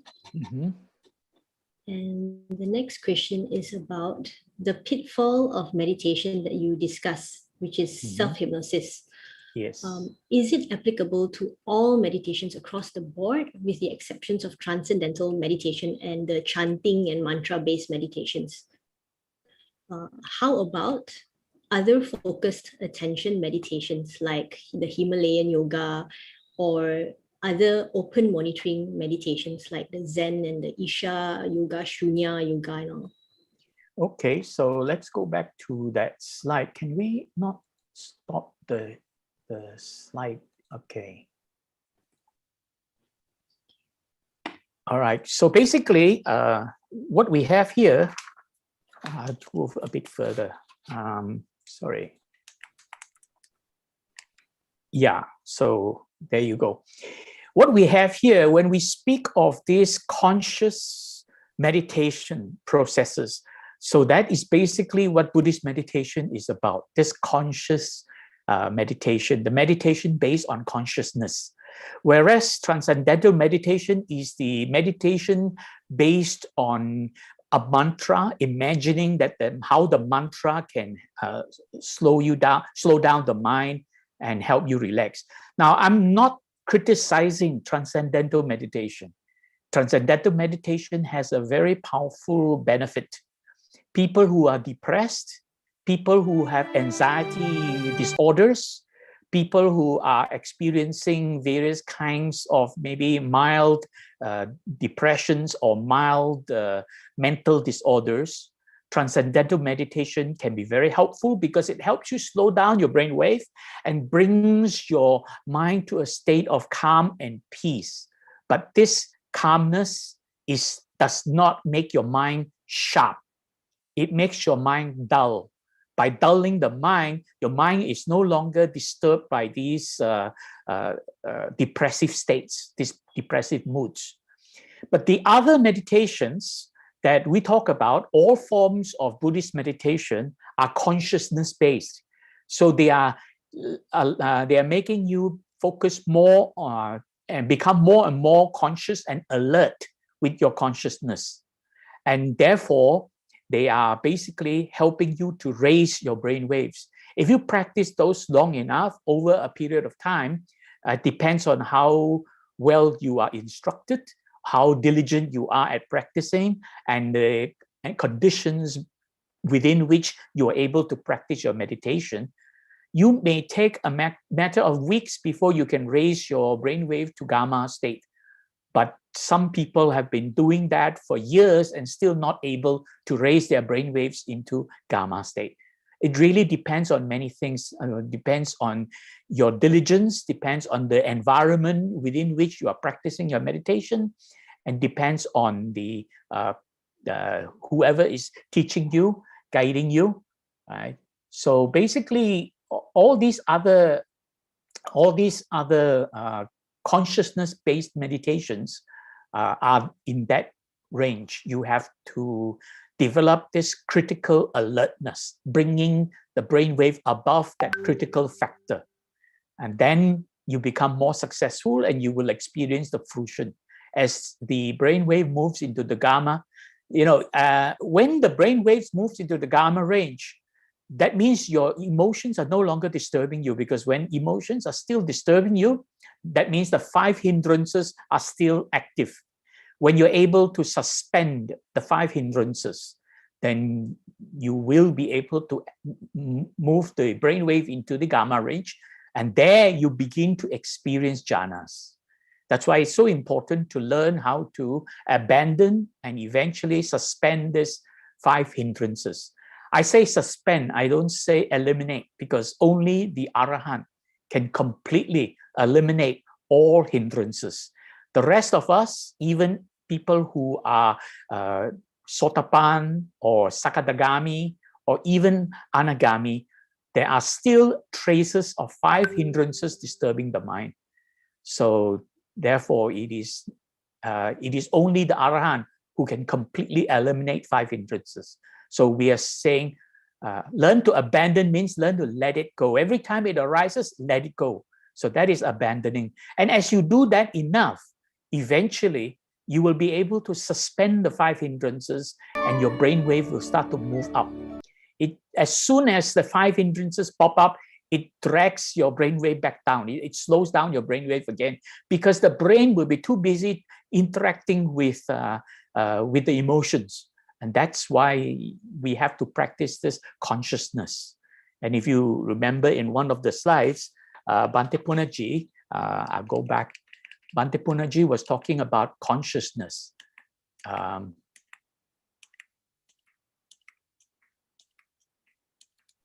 The very beginning, I think. Yeah, okay, okay, never mind. So basically, it's about developing this consciousness. So it's important to develop your consciousness and sharpen it. And that is, when your brainwaves go into the gamma range, that's what Buddha calls luminous mind, the bright mind. That luminous mind means your mind is able to see clearly. It's like walking into a room that is lighted. You can see clearly what's inside the room. So that is the luminous mind, right? So I hope that basically answers your question. Yes, thank you, Brother Bidi. What I understood is that this depends on the purpose of the meditation. So for Buddhist meditations like samatha and vipassana meditations, it's consciousness focused or consciousness based meditation. So we want to train our minds or our brains to move towards the gamma frequencies, where we can get into introspection and move towards apperception, which is the enhanced perceptual clarity. So for other meditations, they may have different purposes, and that works for those who want to have those purposes. That's what I understood. Precisely. I want to add one slide which I didn't show, but it's in the downloaded PowerPoint slides. Okay, I want to add this one. Yeah, this is the slide. You mentioned precisely, you hit the nail on the head, right on the thought. It says, understand the purpose of meditation is really purification of the mind. That means developing this consciousness, pure consciousness. That is really how we purify the mind. When the mind is disturbed by emotions, it is not pure. So purification mind is developing this critical consciousness. And the whole idea of meditation is not to enter into jhana states. Jhana states is just the fruition of your practice. So in other words, you should not think about, oh, I want to enter jhana state, that's why I'm meditating. If you start thinking like that, that's what happened. It's a desire. A desire is one of the 5 hindrances. The moment you have a desire, that's kamachanda. You already engaging in one of the 5 hindrances. So any desire to experience jhana gives rise to this emotional arousal. It may arise while you're trying to meditate, and this arousal that you desire jhana, you may start to hallucinate you are entering into jhana states. So that is, that is how meditation gets destroyed, when you start to have desires in your meditation. Just understand the purpose and let it go, and don't hold on to it. Just practice it, knowing in the back of your mind what you're doing is purifying your mind. And that's really all there is. And experiencing jhana will come when your practice bears fruit. So the whole important thing is to practice diligently. Then you will experience the jhana. You don't have to specifically wish for that. That wish is not good. That wish itself is kama chanda, one of the 5 hindrances. You are allowing one of the 5 hindrances to stick in your mind, and then you will never be able to experience the fruition of your practice. So I hope that answers your comment there. Right? Yes, it's very, and very... maybe I should go on to say, the next is not to have expectation, expecting something to happen when you're meditating. And there's a lot of people, I won't mention names, even very high level teachers are telling people, oh, you watch out for that nimitta, thinking as though that nimitta is like, the rising sun. You can see a little dot in the distance and it gets brighter and brighter and brighter and brighter. That explanation is not good, because that is creating you to have these thoughts of imagining it. And then you start to expect what you're imagining. So expectation of any kind becomes repressed memory. That's what Bhante Punnaji was talking about, anusayang, this repressed memory, because you have this expectation that is going to happen. So that expectation is silently sitting in the background, getting ready to rise. So, and that, when it starts to rise, it will create your imagination and hallucination. You're thinking that you are now entering, seeing this nimitta, and this nimitta is telling you the whole truth and everything. That is all self-imagining. That is hypnotic state already. So the second part is don't have expectations. And of course, the final part is that all these are attention-based, consciousness-based. So always maintain conscious attention and introspection. Introspection comes from 2 root words. Intro means bringing inwards. Spection comes from the word inspection. So bringing inwards, observing what's going on inside. This observing is both applicable to samatha as well as vipassana. And so when you begin to observe what's going on, if you're just observing the process of breathing, that is samatha.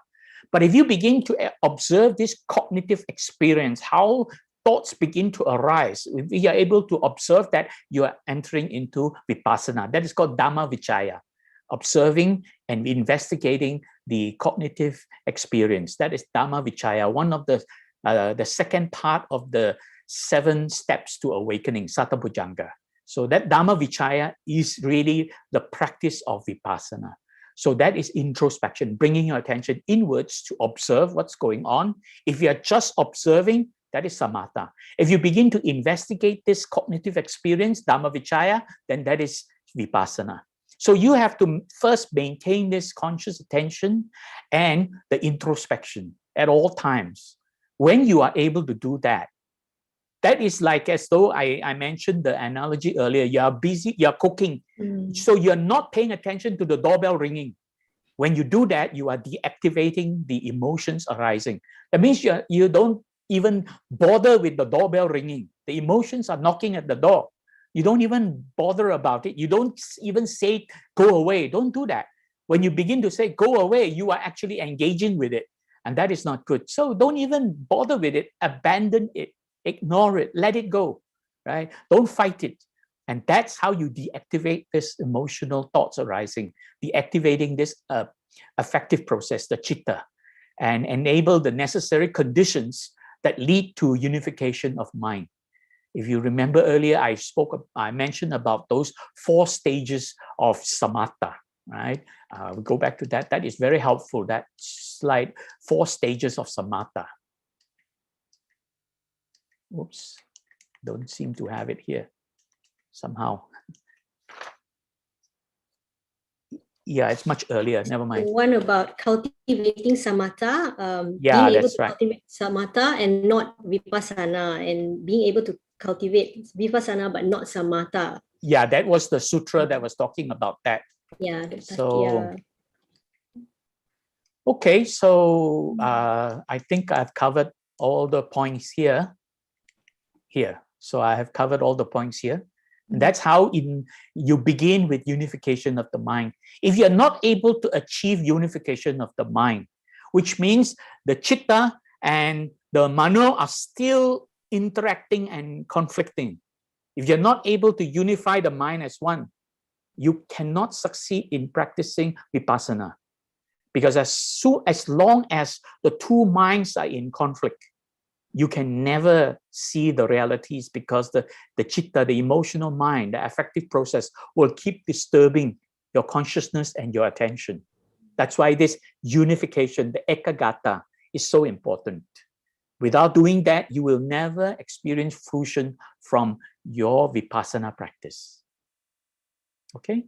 So we have to be very mindful about whether we have any attachments to the jhana stage, and also whether we have expectations when it comes to meditating.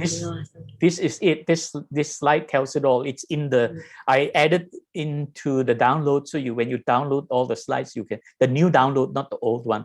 Now, if you download with the link now, then you will get this slide in there. Okay. Thank you, Brother Billy. We'll move to the next question, yeah? Yeah. Okay. So the next question is by Brother Wu. You explain, Brother Billy, you explain the brainstem, which is the survival brain, as the part of the brain that controls the activities, like breathing. Do we have any control over the activities of the brainstem? No, the brainstem, let's go to that slide if I can find it. See if it's there.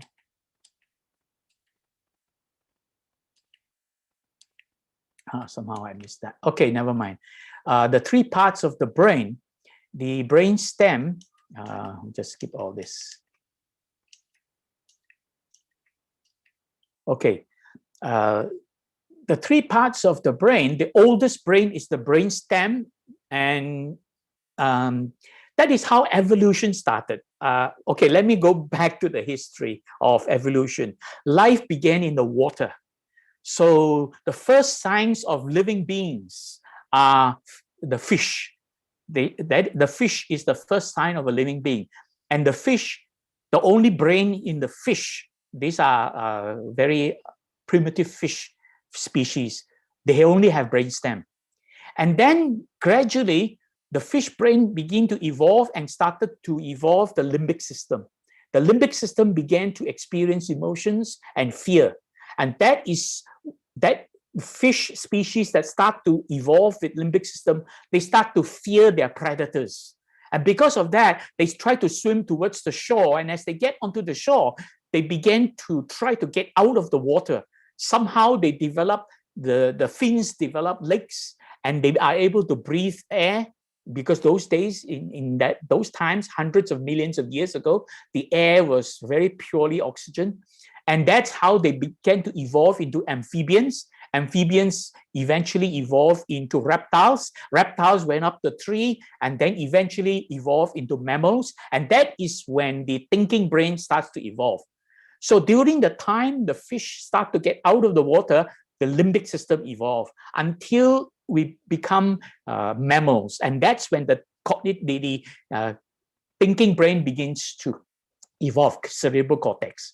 That's why mammals have this cerebral cortex. They're able to think and think. And birds also have some of this cerebral cortex. That's why even birds are known to be able to solve problems.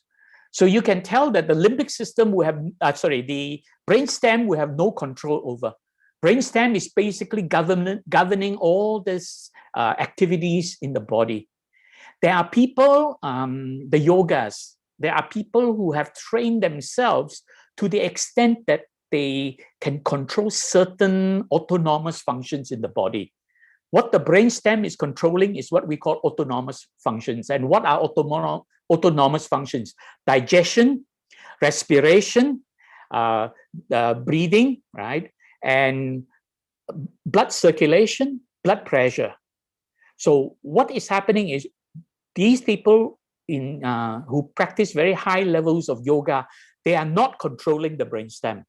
They are controlling the organs. So they are really training their mind to control the muscles around the organ to control the organs. So people can actually control the breathing, but not because of controlling the brainstem. We can never control the brainstem. The brainstem cannot think. The brainstem is just a set of nerves that are governing the activities of these autonomous functions in the body. So they are really training, controlling muscles around the organs, muscles around the stomach, muscles around the digestive system, around the lungs, around the diaphragm. So controlling their breathing, all this is training the mind to control the muscles. So on the questions of controlling the brainstem, no, it's not possible. We cannot control the activities of the brainstem. We can only observe the process of breathing. I want to clarify one important point where a lot of people have mistakenly think that Anapanasati is observing the breath. No, you're not observing the air. That is the breath. You are observing the process of breathing. And as you observe the process of breathing, you are able to observe whether the breathing is a long breath or the breathing is a short breath. And then you're able to observe how you can allow this activity, which is rhythmic, allow this rhythmic activity to pacify and calm the body down. So that is what Anapanasati is about, observing the process. And that is important because Pandit Punnaji was teaching us be experiential, not existential. So observing the process is the process of experiential. Observing the breath is existential. So always maintain an experiential mindset. So I hope that answers that part of the brother's question. Okay. Thank you, Brother Billy. So the next question we have is about hypnosis. So can you briefly explain to our viewers about hypnosis? And also, what is self-hypnosis and why do some people practice it? Okay. Hypnosis, it basically comes from the root word hypnos. There's a Greek word hypnos. Hypnos means sleep. The god of sleep is hypnos. So basically, hypnosis came from that word. In the early days, when the people who started to discover this process of hypnosis, they are putting people into the state of sleepiness. That's why you see the brain waves slow down. So they're teaching people to slow down the brain wave, so it brings the brain wave to a state of unconscious awareness in the alpha state, drifting into the theta state. In that state, the mind is highly susceptible to suggestions. That's why, that's how hypnosis works. Bring the brainwave to slow down. And when your brainwave slows down, you are no longer alert and critically aware or consciously aware what the hypnotist is trying to do to you.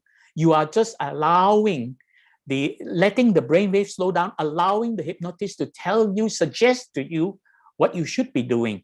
So the role of a hypnotherapist is to suggesting to the patient what the patient should think about. So when people are feeling depressed, the hypnotherapist will then suggest to you, now focus on memory of your childhood where you are very happy and your mother was taking good care of you. You're so thankful to your mother, that wonderful feeling. So that's how hypnotherapy works. Get your mind to focus on memory of past that brought you a lot of happiness. And by doing so, it frees you from the depressive mood that you are experiencing at that moment before the hypnotherapy started working on you. So actually, hypnosis is basically suggestions, suggestive thinking. Suggestive thinking, you can do it to yourself. That is called imagination. Someone can do it to you, and that is called redirection or suggestion. So that is the whole purpose of hypnosis, putting you into this drowsy state so that your mind becomes highly susceptible to suggestions. And that's why a lot of people, especially motivational guru, they teach people this technique because they want you to suggest to yourself how to become very good, how to become better than who you are. That's how motivational gurus work. They make suggestion so that the subject or the patient starts to suggest to himself, I am better than who I have been. I can do better than this. That's how people can become better. And that's how people get motivated from this kind of suggestion. So that's really the whole purpose of hypnosis and hypnotherapy. But of course, it can be misused, as in any tool. It can be misused and abused by people and by con men who suggest to you, if you hand over your money, you can double or triple your money. That's why you hear a lot of stories of people meeting a stranger and then handing over all their money and precious things because they are desirous of doubling their profits. Okay, so that's what hypnosis is really about, suggestions. Okay. Thank you very much, Brother Bidi. So we have come towards the end of the Q&A session. Before I start inviting you to lead the sharing of merits, I thought I'll just wrap up very quickly, summarize some key points from the very, very informative talk today. So the first point we learned is that we have two minds, Mano, which is the thinking mind, and Chitta, the emotional mind. And the 5 hindrances, which is the Pancha Nivarana, exists in our human experience. So it is natural for the meditation process to be disturbed by these 5 hindrances, particularly restlessness and lethargy. So we can practice and train our mind to abandon or suspend these 5 hindrances. And it's important to unify the Chitta and the Mano to bring them into a harmonious mental equilibrium. And Brother Billy also took us through the evolving brain, comprising of the cerebral cortex, learning brain, the limbic system, which is the emotional brain, and the brain stem, which is the survival brain. We got to see the interplay between the body and the mind and how they affect each other. So what I learned, which was really interesting, is that the brain is not the mind. The activities of the brain leads to the experience of the mind. So in particular, the limbic system attaches emotional connotations to the conscious experience. So it's very natural also for us to be aware of pleasant or unpleasant experiences. And that's why we talk about practicing not having attachments and not having expectations when it comes to Buddhist meditations. So now there's cognitive dissonance also when the mind is being torn between feeling and reasoning and leads to perplexity, indecisiveness, stress, distress, confusion, resulting in doubt or mind in turmoil. And that's why we talk about the unification of the Chitta and the Mano. And the next point we learned is that there is no seat of the self. There is no part of the brain that has an identity that we call the self. So Brother Billy has also shown us the scientist's perspective that the brain is a highly distributed dynamic system that has no convergence center. Brother Billy also highlighted to us the levels of subconsciousness, gamma, beta, alpha, theta, and delta. Now, hypnosis, transcendental meditation, chanting, and mantra-based meditation can lead to the slower, drowsy, more hypnotic states, which are the theta and delta brainwaves, sometimes the alpha. Long-term practice in vipassana and samatha meditations can lead to the gamma frequencies, which are conducive for introspection and enhanced perceptual clarity. And these frequencies can take us to the jhana states. Now, Brother Billy also showed us the signs of self-hypnosis state, which is like drowsiness, sleepiness, emotional arousal, physiological reactions in the body, and when the mind begins to engage with the mental object or we start to imagine things. So if we fall into self-hypnosis states during meditation, we can recover by resetting our practice. You can alternate between sitting and walking meditations and avoid doing sitting meditations when we are physically tired or exhausted or shortly after meals. So that's about the wrap up that I have done. Brother Billy, is there anything you'd like to add? Oh, that's excellent. You are a great learner. Wow. I'm so impressed. Thank you. Thank you. It was you, the teacher was very clear, in your point. So I got to wrap it up and summarize. So now, without further ado, let us put our hands together as Brother Billy leads us through the sharing of merits. Yes, okay. During this past hour and a half, we have spent a lot of time together sharing the Dhamma, and this sharing has been very beneficial and meritorious. We have accumulated much merits from these meritorious activities. We realize also around the world, there are many people suffering, still suffering, and continue to be suffering for some time in this coronavirus pandemic. We are the fortunate people who are able to sit here today and share the Dhamma. So let us now share the merits we have accumulated with all these people who are suffering from coronavirus pandemic, put our palms together and recite this together. We dedicate the merits we have acquired from sharing the Buddha Dhamma to all beings affected by the coronavirus pandemic around the world. May suffering beings be suffering free. May the fear-struck fearless be. May grieving beings shed all grief. May all beings find peace and relief. By the grace of the merits we have acquired, may we never follow the foolish. May we follow only the wise until we attain the highest and most supreme bliss of Nibbana. Idang me nyatinang hotu, sukita hontu nyatayo. Idang me nyatinang hotu, sukita hontu nyatayo. Idang me nyatinang hotu, sukita hontu nyatayo. Sadhu, sadhu, sadhu. Thank you very much. That is the conclusion of my presentation today. Thank you for joining us. I wish you and your family, please stay safe. May you be well, comfortable, peaceful, and happy. Finally, over to you, sister, for the final word.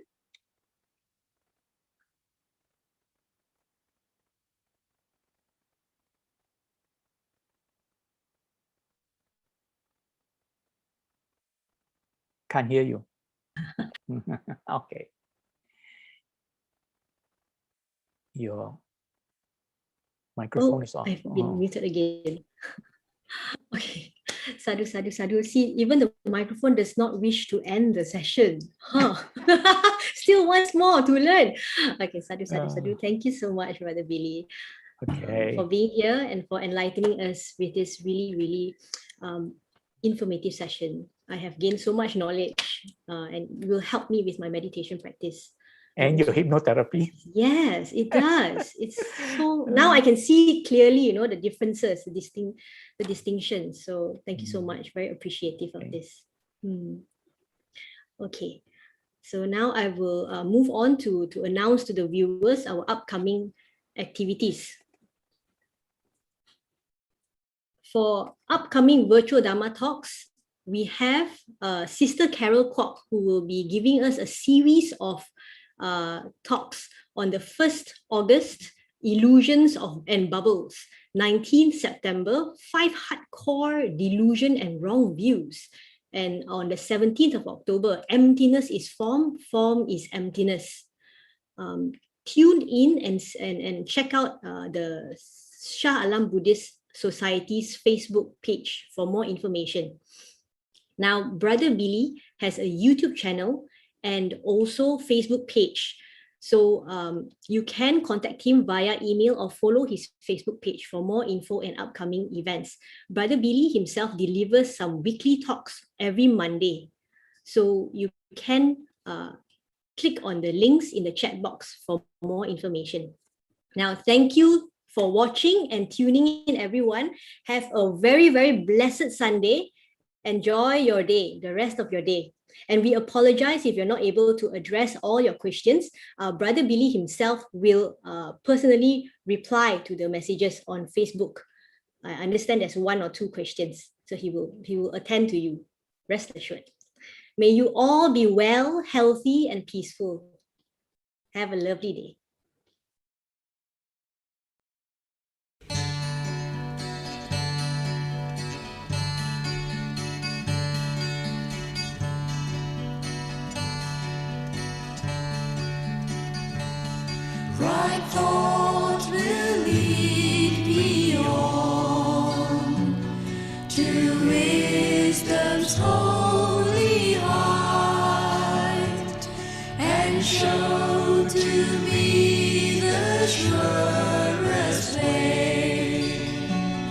to pass through sorrow's night. Bright thought will light me through the shadows of this life to